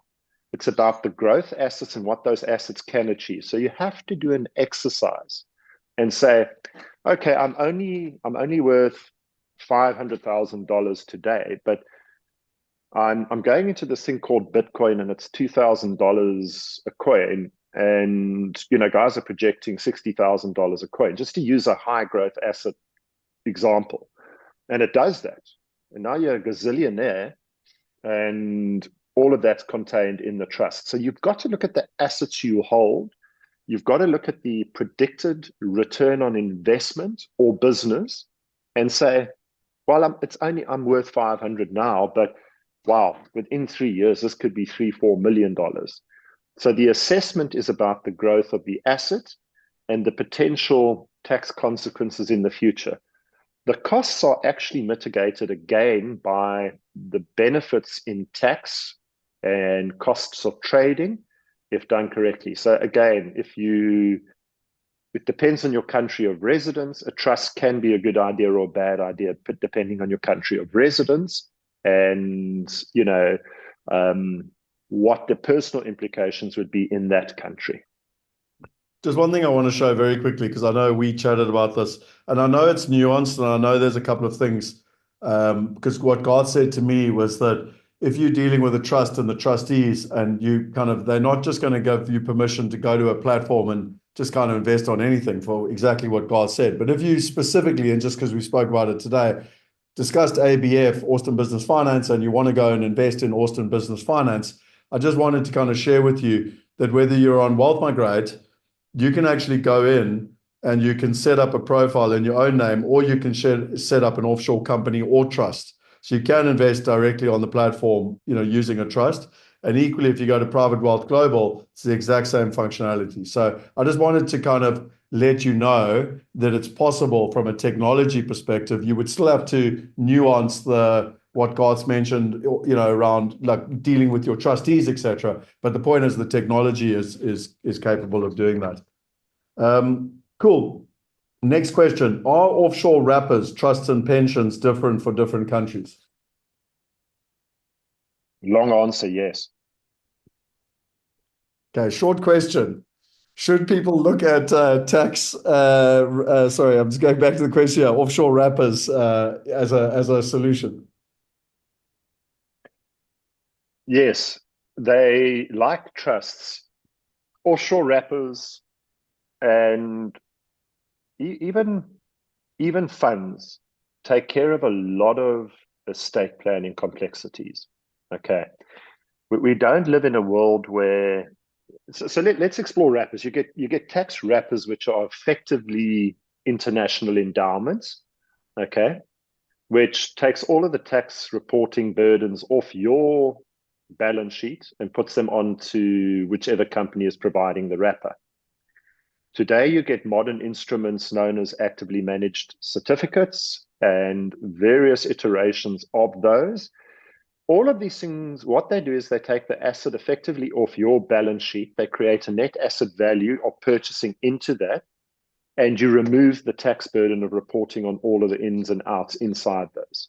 The problem with a lot of wrappers is they're limited to the financial markets. Very few are able to be used as wrappers for private equity. They're not able to wrap more sophisticated, or should we say, I don't want to use the word, they can't wrap private assets.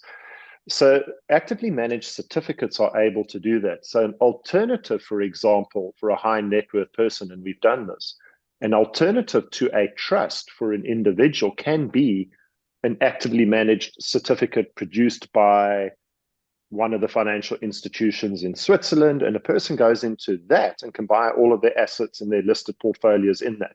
It doesn't come with the complexities of trust, but what it does do is it creates a Chinese wall between the individual and the management of the assets. So it gives you a price. You go into that certificate, into that wrapper, into that structure at a net asset value of R1, $1, £1, €1, $1 billion. And you go into that, and it's only when you externalize out of that structure that that net asset value is then CGTable if you exit it. So tax wrappers have massive value, and there are variations of those for every single country.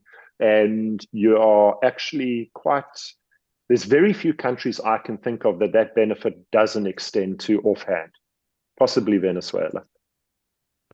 Just a quick one. Marina's asked, and it's related to what we just discussed, so I'm just asking the question quickly. She said, can we explore international trust companies, set up estate planning with you, or see if it's worth doing based on our portfolio? If so, what would the next step be?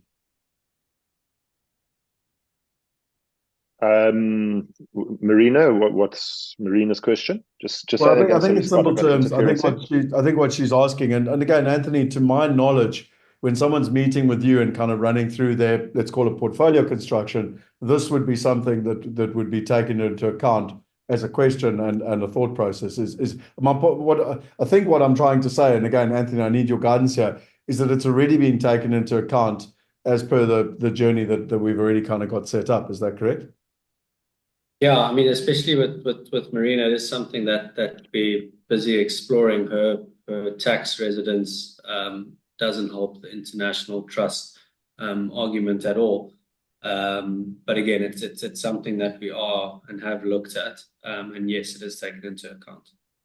Okay, I don't want to get personal. I think the point being is that the relationship as being part of the mastermind and working directly with Calio is that if you qualify at this level, it's certainly something that should be part of that personalized conversation.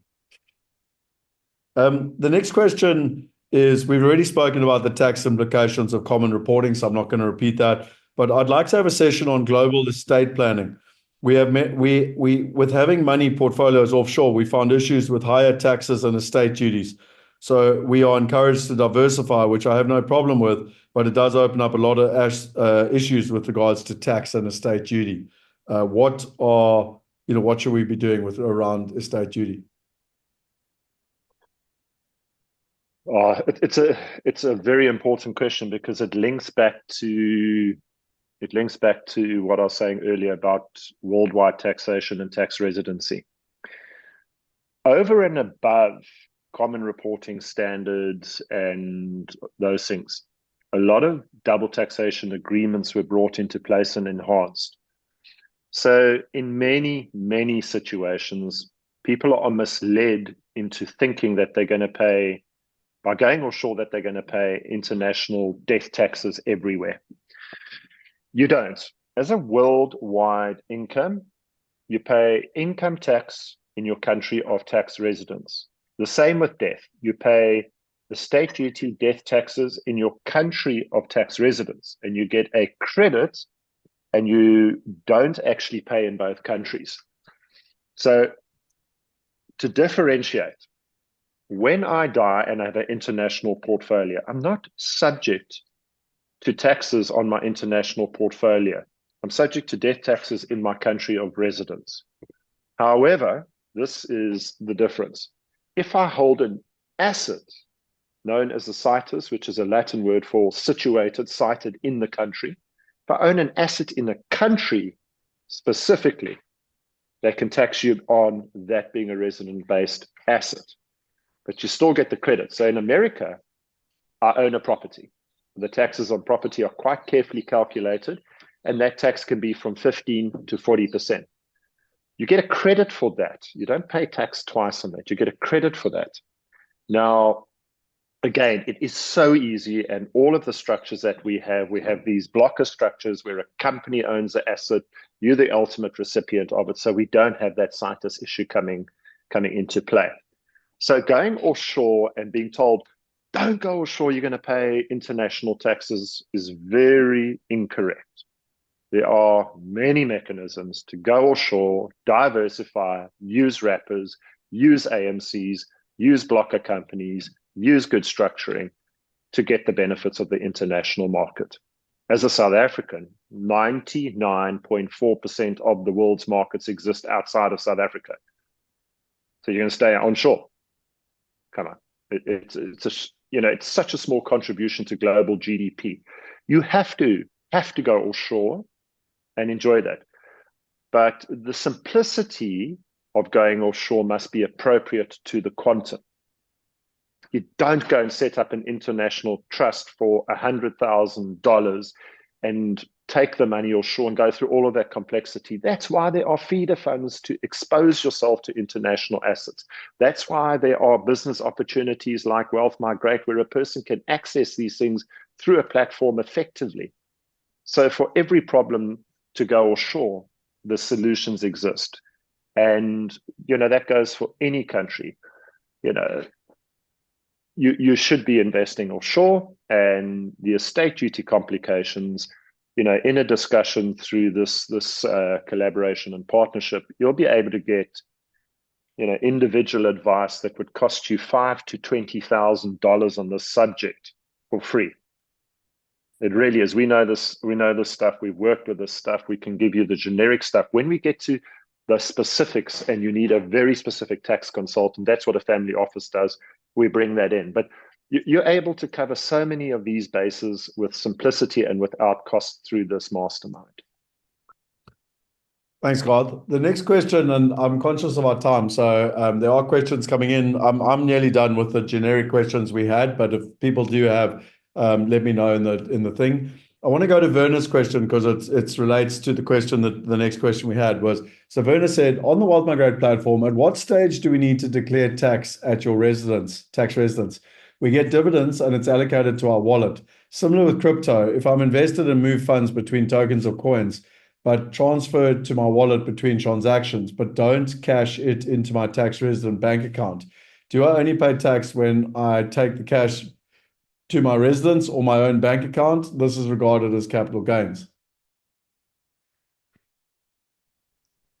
Again, very specific to taxes in your country. So again, you would have to get specific advice. But to make tax very simple, any income you earn in your name, you are asked to declare that on an annual basis in your country of tax resident. Any sale, change of ownership, or movement of an asset requires you to declare the growth. Bitcoin's a great one. I'll give you an example. when you do your tax return, you are asked, have you sold, realized, or traded any cryptocurrencies? It's a simple question. Yes. If you answer yes, you've got to say, I sold at 60, I bought at I bought at 42, I sold at 60 to take some profit. You've got to gain, you've got to declare, and you've got to pay CGT in your country of residence. On a platform such as Wealth Migrate, okay, on their platform, where you've got a dividend wallet, you actually should be declaring those dividends. And if they're not distributed dividends, different countries have different taxation around retained dividends. So if the platform is deemed like a company and it hasn't distributed those dividends, it could have a very different tax consequence. Remember, dividends and income, two very different things. Dividends and interest and income. Yeah, and I think sorry, just one thing that is important there, because you've actually just brought that up. So if you give me 2 seconds, I just want to kind of bring up my wallet, because actually you will see here that when we pay the distributions, we actually do have the breakdown between dividends, interest, return of capital, etc. So it is like, for an accountant, people can literally sorry, I should have left my screen on. Just 2 seconds. You can download your wallet for the year. So you can literally go in like a bank statement, you can download your wallet, and you could give that to your accountant to be able to calculate what Garth just said, the difference between interest, dividends, income, capital growth, etc., return of capital. Because each one is taxed differently, to my knowledge. Okay, the next question here, and now we're going to kind of go to the community, if you don't mind, just from questions. You guys okay to kind of, if we spend another 10 to 15 minutes kind of doing the questions that have come through the chat box? Okay. Yep. So the first question, I'm just going to take them in the order they came. So Mike asked a question for you, Anthony. Which sort of assets will be held in the essential capital bucket? Sure. So there you as a rule of thumb, you're looking at more balanced profile assets. So let's think of things like a 60-40 balanced portfolio, 60% equity, 40% bonds. So yeah, as a kind of broad brushstroke, you're looking to increase the risk profile from your income bucket, which shouldn't necessarily have too much equity, if any, and you're looking to incrementally increase that as you go into the different stages of the buckets. Growth portfolio, for example, would have 100% equity or pure equity. Again, these are broad brushstrokes. I think each person's individual circumstances are going to tilt it a little bit. But as a generic, you should be looking at more balanced styled assets. Thank you, Anthony.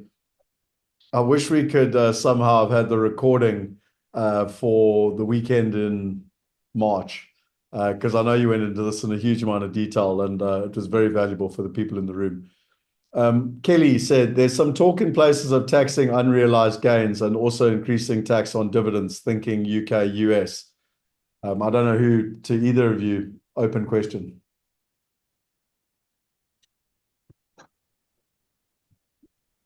The US, I think the US, and I stand corrected, currently taxes on unrealized gains.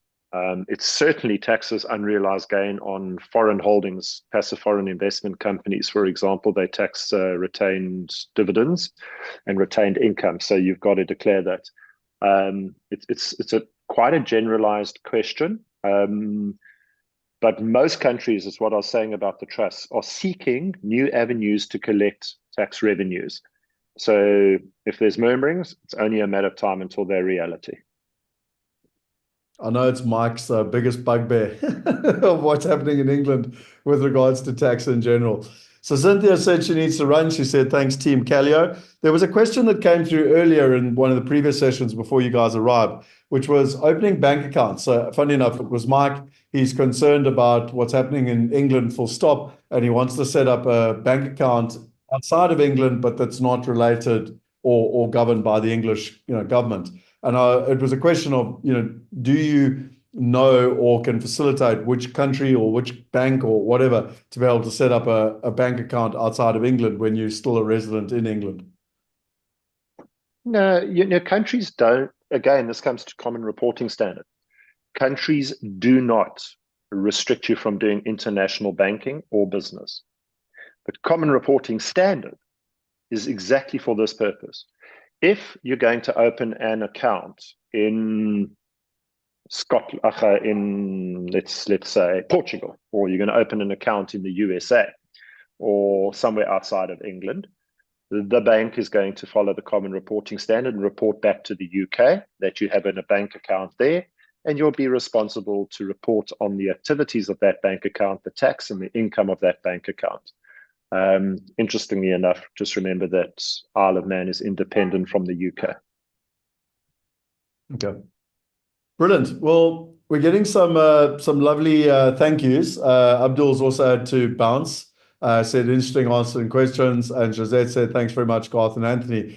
Are there any final questions that anyone has? Unique opportunity for the two of them that made themselves available to kind of focus on this topic around tax and structuring and generally how to do it in an effective, efficient way. Please shout for now. Hold your peace, put your hand up, ask a question if there's anything else. Anyone got a question? Kelly, have you got a question? Yeah, I must admit, I still don't really understand the whole CITES thing, because I know my husband he kind of had an issue with the CITES thing, and he's kind of been, what's the word? Trying to restructure his portfolio to try and, because he has the feeling that he has an issue with CITES, and I don't have to be honest, I don't really quite understand it, and he's trying to limit his US holding to whatever it is, the $60,000. But I don't know, maybe he doesn't actually need to do that. I mean, this is, so I'm a bit sort of a little bit, I'm trying to understand why he would have this problem. Is it possibly because you're maybe South African tax resident? Yeah, we both are. Your husband's South African tax resident? Yeah. Okay, holds an asset on US soil and holds a share. So he's got a share portfolio that are on the US stock exchange. Yeah. He's got a share portfolio. Yeah, so now there's a great example of just moving the share portfolio off your name into an alternative structure or alternative platform, a tax wrapper, remove the CITES problem in 2 seconds. Okay, so it's a fairly simple thing to do, and you don't then have to restructure your whole portfolio to get it under a certain amount to get to that point. To get to the CITES.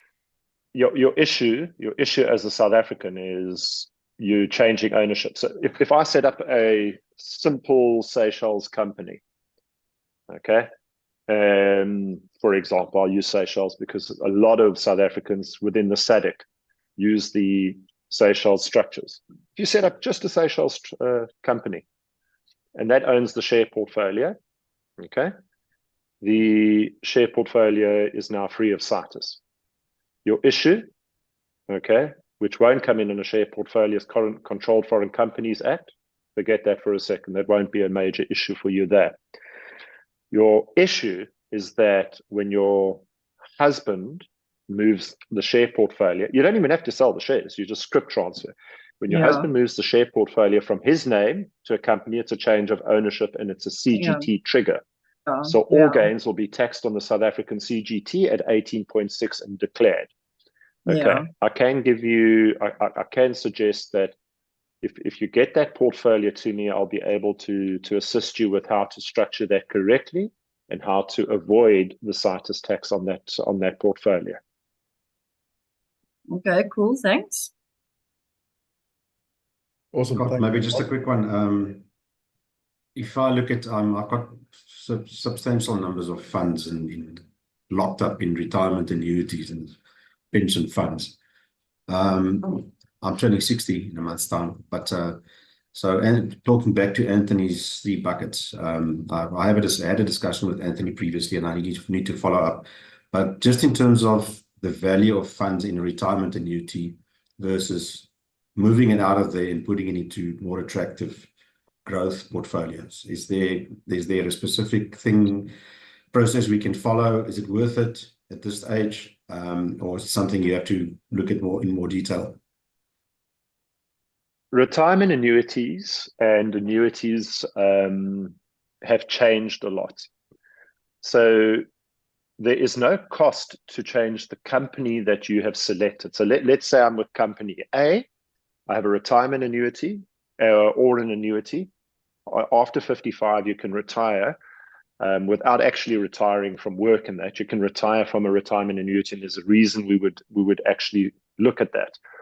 But you can go from company A to B via a Section 37 transfer without any tax consequences. Okay, you are able to transfer from company A to B. Why would you transfer from company A to B? A lot of the modern annuities and a lot of the modern retirement annuities, you are able to buy any share in the world, okay, on those annuities through a personal share portfolio. And on some of them, you are even able to enter, to a certain degree based on liquidity, into private equity. We structured the first private equity option within an annuity. So more attractive options than funds are available. As an asset consultant, Anthony is able to assess those funds and actually say whether they are worth keeping within the essential capital bucket, for example. So I think your optionality is massive. I am a huge anti. I am very anti cashing in pension, retirement funds, paying the tax, reducing your capital. So in other words, experiencing a market loss at a rate that probably would never happen in the market. So you get cut like 25 to 40% of your capital by paying the tax to get it out to invest into other things. The compounding effect by reducing your capital base can never be made up. So the other thing is that you got tax concessions, all right, up to a certain limit.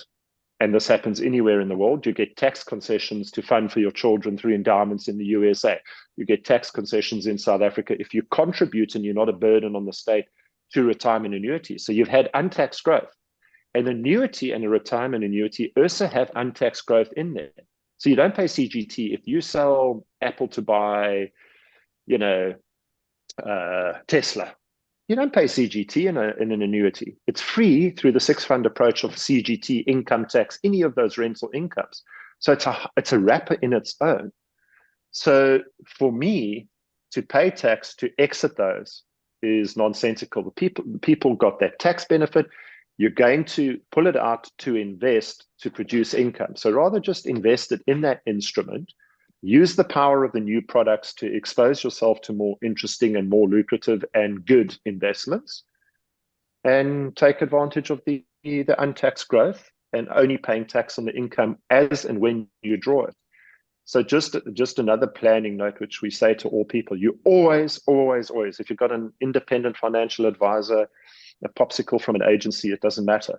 When the guy tells you, use your compulsory capital, your annuity incomes, or your pension or provident funds first, wrong advice. Always use your discretionary capital first because of that untaxed growth and because you can structure your discretionary capital at the lower CGT rates with what I said very early on in this presentation. Okay, that's basic retirement planning 101 that we advocate. I think that's a good way to wrap up. I just wanted to kind of share something, a presentation that I provided about 3 weeks ago in Johannesburg to a couple of thousand people. And what we've done with the Calio team is map out really what they look at in terms of the generational wealth and the 9 steps. And often what I say to people when, to your point, Garth, when you're talking to your financial advisor, they're literally helping you with one of the 9 steps. It's literally this investment solutions, versus all of the other components which are important. And I just kind of want to highlight that, when you're comparing apples with oranges or bananas. I think to wrap up, I'd just like to firstly say thank you a huge amount to both of you. I really appreciate it. I also thank the community for asking the questions, because it's the community that asked the questions that enabled us to have the session. So I deeply appreciate it. Anthony, just from your side, final thoughts in terms of where we're at and what we've been through, because I know that you are the one that engages with most people, and I think it's just important from your perspective. No, I think it was a great session, and I look forward to taking the conversations further on an individual level. Awesome. Thank you very much. Garth, anything from your side? No, not at this point. I mean, I think if all the questions have been asked and everybody's happy, yeah, we're available. You're welcome to contact me if Anthony's not available. You can see by the pictures behind him if he's out fishing. Some of us work. Oh, that is the welcome kettle. What's it? The kettle calling the pot black. Anyway, no, well, excellent. No, Thanks so I'm much. available if you want to ask. Awesome. Well, I really appreciate your overview. I know it's a very tricky and murky subject because obviously it becomes very individualistic, but at least we can kind of give the broad basis. I will put the recording up because I'm almost sure that most people, you hear Garth talk and it goes here, and you need to maybe listen to it 3 times to kind of bring it back to kind of make. And I don't mean that from a negative perspective, Garth. It's really intricate. It's really important. But I will put the recording up so people can watch it in the future if they want to. I think I've told this story before. I used to go and see I still do. I mean, I haven't seen him in a while, but I used to go see a very, very well-known dermatologist. And he would invite Emmanuel or Anthony to the meeting.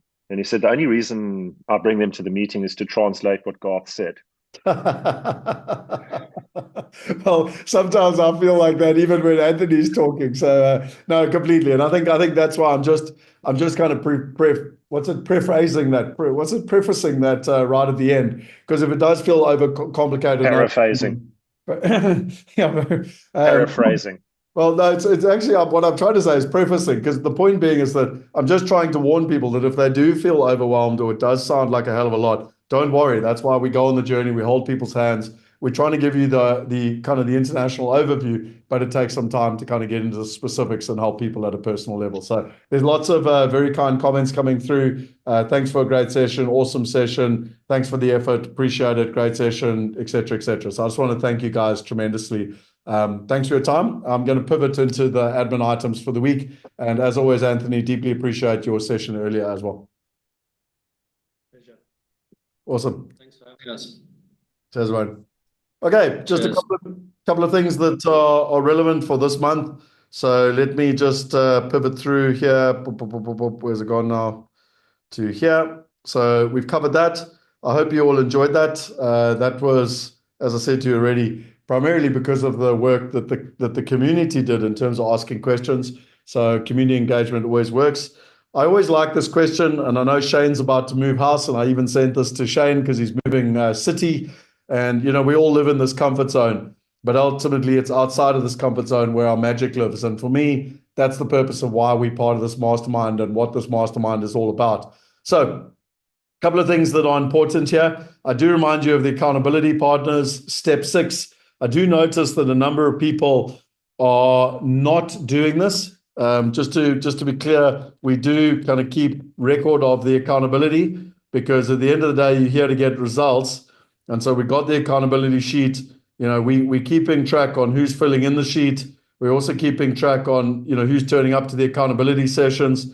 I just remind everyone that one of the reasons you joined the mastermind was for me, Alex, and the team and your peers to hold you accountable so that you're getting measurable and predictable results on a monthly basis. So, I'm putting it out there. There's only so much we can do, but we're here to get you results.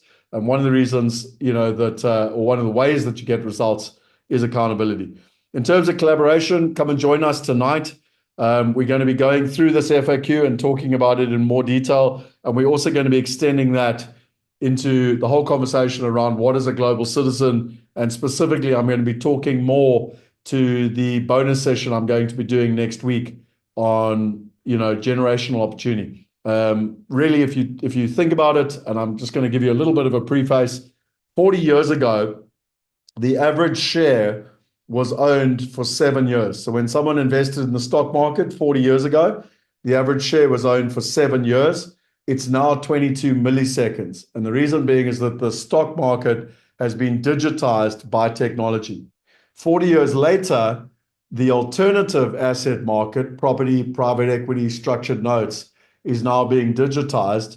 And the average time that a property is owned, by the way, is 8.7 years. That's where we sit right now.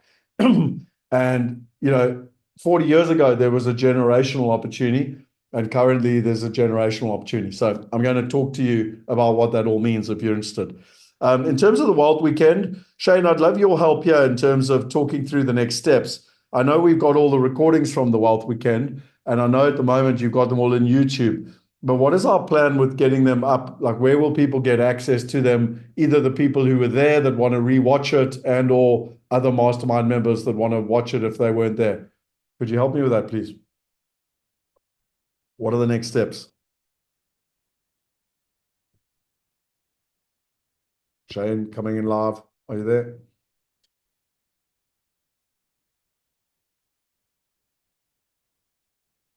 Okay, I don't know where Shane is. I don't know. I saw a message coming from Shane a little bit earlier that he had to bounce, I think, at 11. 11, yeah, it was 11:20. Okay, well, he's a bit early.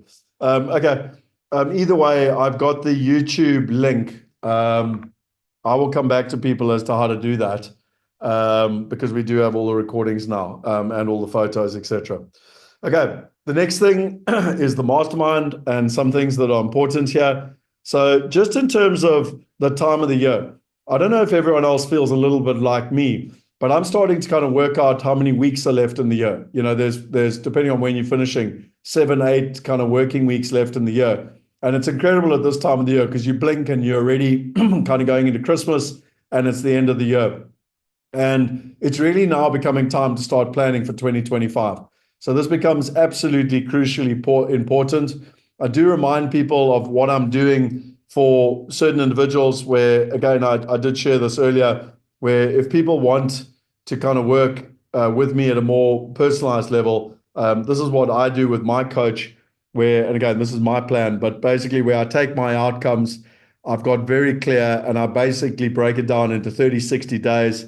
And, rather than just having high level, because if the group coaching is not holding you to account and you want one-to-one coaching, then you really should reach out to me or Alex in terms of, setting yourself up for success and working through this in a plan. So it's not something we offered, 2 years ago, but we have spoken to a number of people over the last 2 years, and we've realized that it's something that certain people need where the group coaching is not working for them and they want, the one-to-one accountability. Then the question around Wealth Migrate versus Private Wealth Global, I have explained this before, but I'm clearly not doing a good job because I had a conversation with Rail last week, and it's just very important. And I'm going to write a PDF to make this easy for people. But in simple terms, there's 2 things that are different between Wealth Migrate and Private Wealth Global. Wealth Migrate's minimum investment is $10. Okay, you can see there it's $10. If you go to Private Wealth Global, it's all the same functionality, it's the same login and everything. But the minimum investment on Private Wealth Global is $50,000. So there's a threshold of $50,000. Now we agreed with Callio Capital and Callio Private Equity that their deals would be on Private Wealth Global. Think of it like a private banking solution, but the minimum investment would be $50,000. Okay, because their minimums are actually higher, as you saw today, 100,000. In the German deal, it's 250,000. But we agreed, we kind of arm wrestled over it, and the number we came to was 50,000. So the minimum on Private Wealth Global is 50,000. With regards to the fee structure, what we've done is that we've emulated the fee structure. So it's exactly the same. If you went, like Cynthia went directly through, Callio Private Equity, whether you go through Callio Private Equity or whether you go through Private Wealth Global, the fee structure is exactly the same at Private Wealth Global. At a Wealth Migrate level, the fees are higher. And the reason being is that, proportionately, there's a slightly higher fee that needs to be paid towards the ongoing running and maintenance of the structure, running the deal, etc. Because proportionately, if you're putting in more money, it's a smaller percentage in terms of a cost and a fee. Whereas if you're putting in smaller amount of money, it's a higher percentage. So you can see that the returns are slightly lower on the Wealth Migrate platform, but the minimum investment is $10, and the returns on the Private Wealth Global are higher, but the minimum investment is 50,000. So we specifically have created this to ensure 2 things. One is that no one's left out of any deal. So everyone can participate in any deal that we talk about at the mastermind level.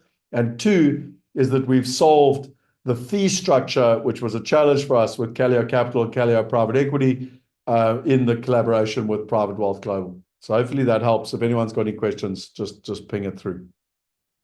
Then the challenge and the workshop. So next week, I don't think you guys need to attend, but if you want to, I'm running a challenge next week, the diversification challenge. It's Monday through Friday, and you've all got free access to the VIP room. So if you want to come and go into that in more detail, you are welcome. I would appreciate if you recommend it to your friends. So we'll chuck the link. Maybe Alex, if you can chuck the link in the chat box. And then we're also doing a live workshop in Johannesburg on the 8th and 9th. So we've got the links here on the 8th and 9th. And again, if you want to come and be part of that and kind of go through it in detail. So here's the challenge, which again is the 21st to the 25th of October. And then we got the workshop that Derek has very kindly organized us a venue in Johannesburg and Pretoria. And that's the 8th and 9th. It's 2 full days. We'll run through the 5 modules, which are all taken care of here. What is diversification, asset classes and risk, asset allocation, risk management, and then putting into practice. For those of you in the UK, I'm also looking to put together a workshop at the end of November. The proposed date at the moment is the 20th and 21st of November. I'm working with a partner, Simon Zutsky, there, just to see if we can make that work. But if you are in Pretoria or Johannesburg, come and join us on the 9th for a social event. Judy Sinansky is going to be there, Abdul's going to be there, and Derek is going to be there live. So we are actually running the workshop together. So come and join us if you want to have a face-to-face and a bit of fun. We'll do that on the 9th. Then the option is as well, we're always looking to grow our community, our mastermind community. So if you think that there's people that would add value, or get value out of being part of the mastermind, if you just enjoyed the session with Garth and Anthony and you think they'd get value from this, please refer your friends. Let them come along to a challenge, let them come along to a workshop, introduce them directly to Alex. And we've actually got a win-win solution where you can actually benefit because we believe we're adding value to them, you're adding value to them, and we're adding value to you. Is that we've actually got an affiliate program where you can make some money that you can then reinvest in more deals. So it's very much a win-win process. So if you are interested in that, please, reach out to Alex and he can help. Then, here are Alex's details again. If you want to talk to him one-to-one, between Alex and I, we're always here to help. Kelly, I see you've got your hand up. Is it something related to what I just spoke about? Yeah. How can I help? So I kind of just trying to find out. I think my son would actually be, he would benefit quite a lot. Obviously he's at work during the week, so he can't do the 5-day challenge. Are you more or less repeating the same thing on that weekend? Yeah, so I'm doing that. Your son would have to take 1 day's leave because I'm doing it on a Friday, Saturday. So it's the exact same content, 5 modules, but I'm going to do them over 2 full days. The reason I'm doing it Friday, Saturday is that what we tend to find is that when we're dealing with business owners, entrepreneurs, high net worths, they don't want to take their whole weekend. They want some time out. And if we're dealing with corporate people, they can't take time out, too much time from work. So we're kind of balancing it where it's 1 work day, 1 weekend day, and we're doing it Friday, Saturday. At a selfish level, and ironically, it's a fluke, it wasn't part of the planning, but at a selfish level, on the Sunday, the Springboks are playing rugby against Scotland. So, I wouldn't compete with the Springboks either. But either way, the intention was to try Friday, Saturday.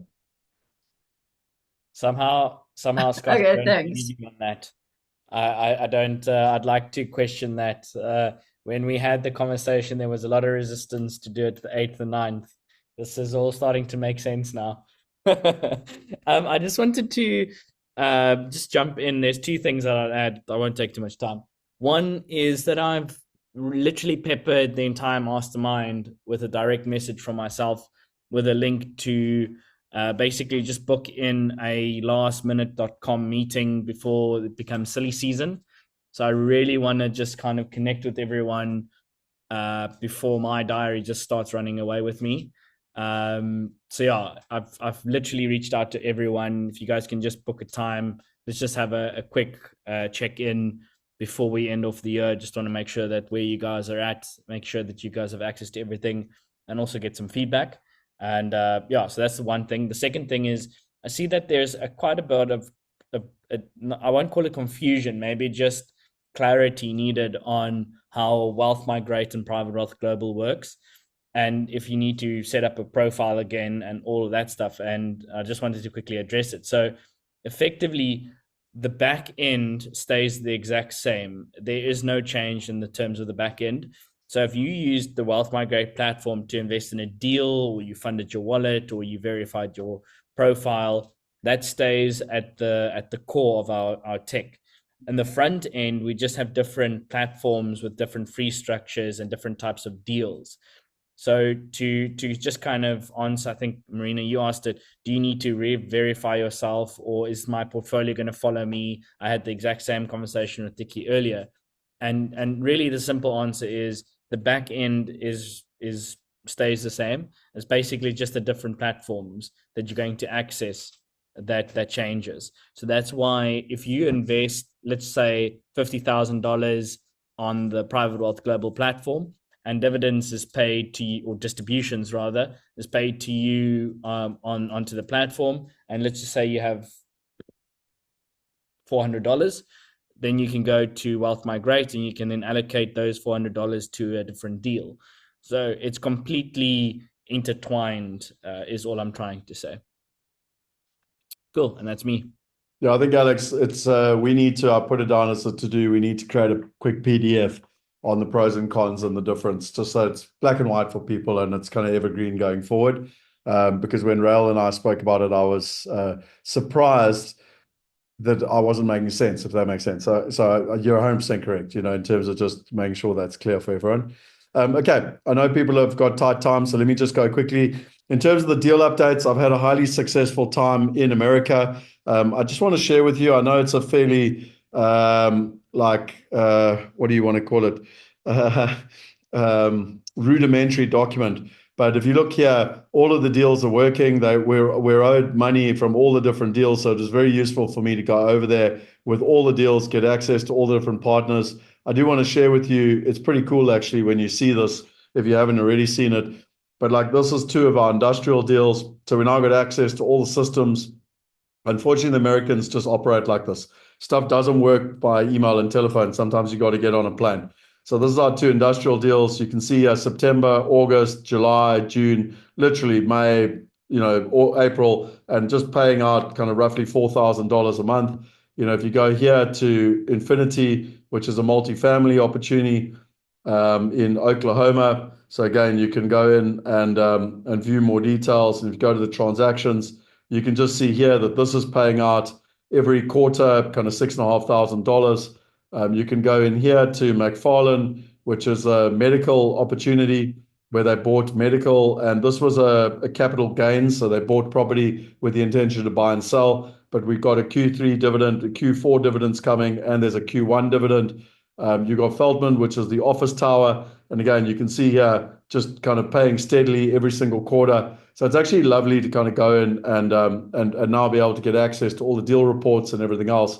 So the trip to America was very, very successful with regards to that.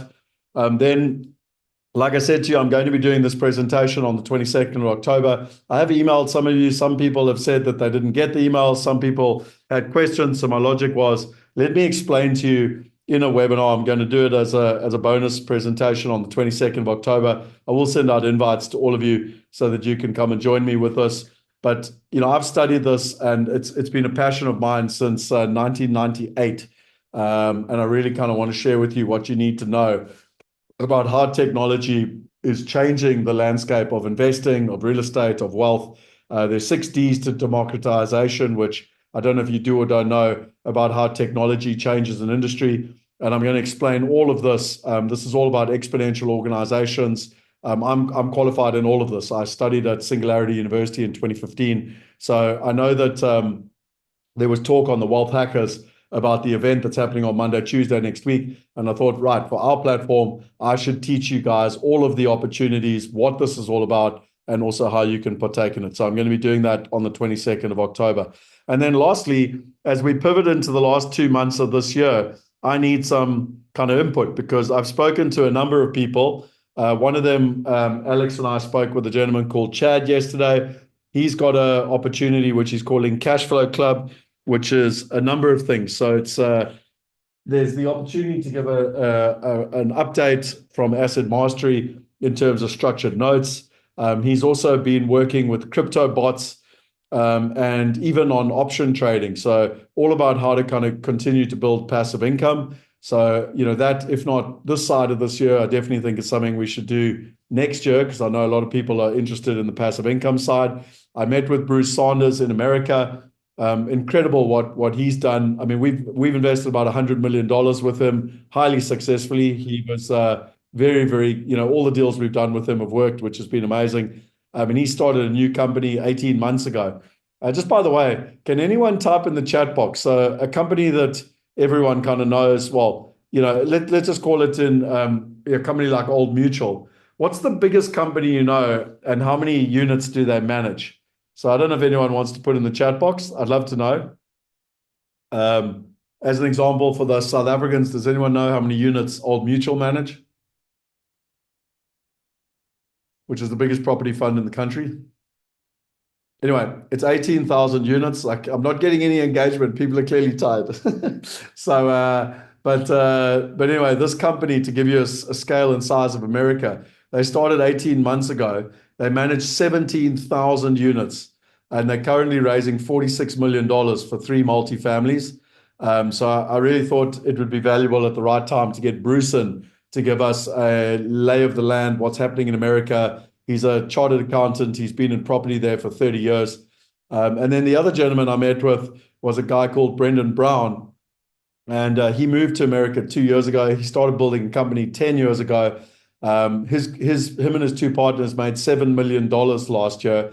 And he was proposing to me to do a presentation to you. It's not a commercial presentation. It's just on his own personal experience around how to build freedom of choice. And in simple terms, how he's gone from nothing to making $7 million in America in the last 10 years. So it's more of a bespoke conversation. It's not an investment. It's not an asset class, but it's a lifestyle kind of learning lesson. So again, I'm not interested. I'm not interested. That's the wrong word. I'm interested in what resonates for people. So I will put this up in a survey on the WhatsApp group in terms of people's understanding. And if you've got other ideas, I'd love people to know, because the one thing that came through overwhelmingly from the feedback from the community is you want me to bring in different speakers, but what you're not telling me is what you want me to get speakers on.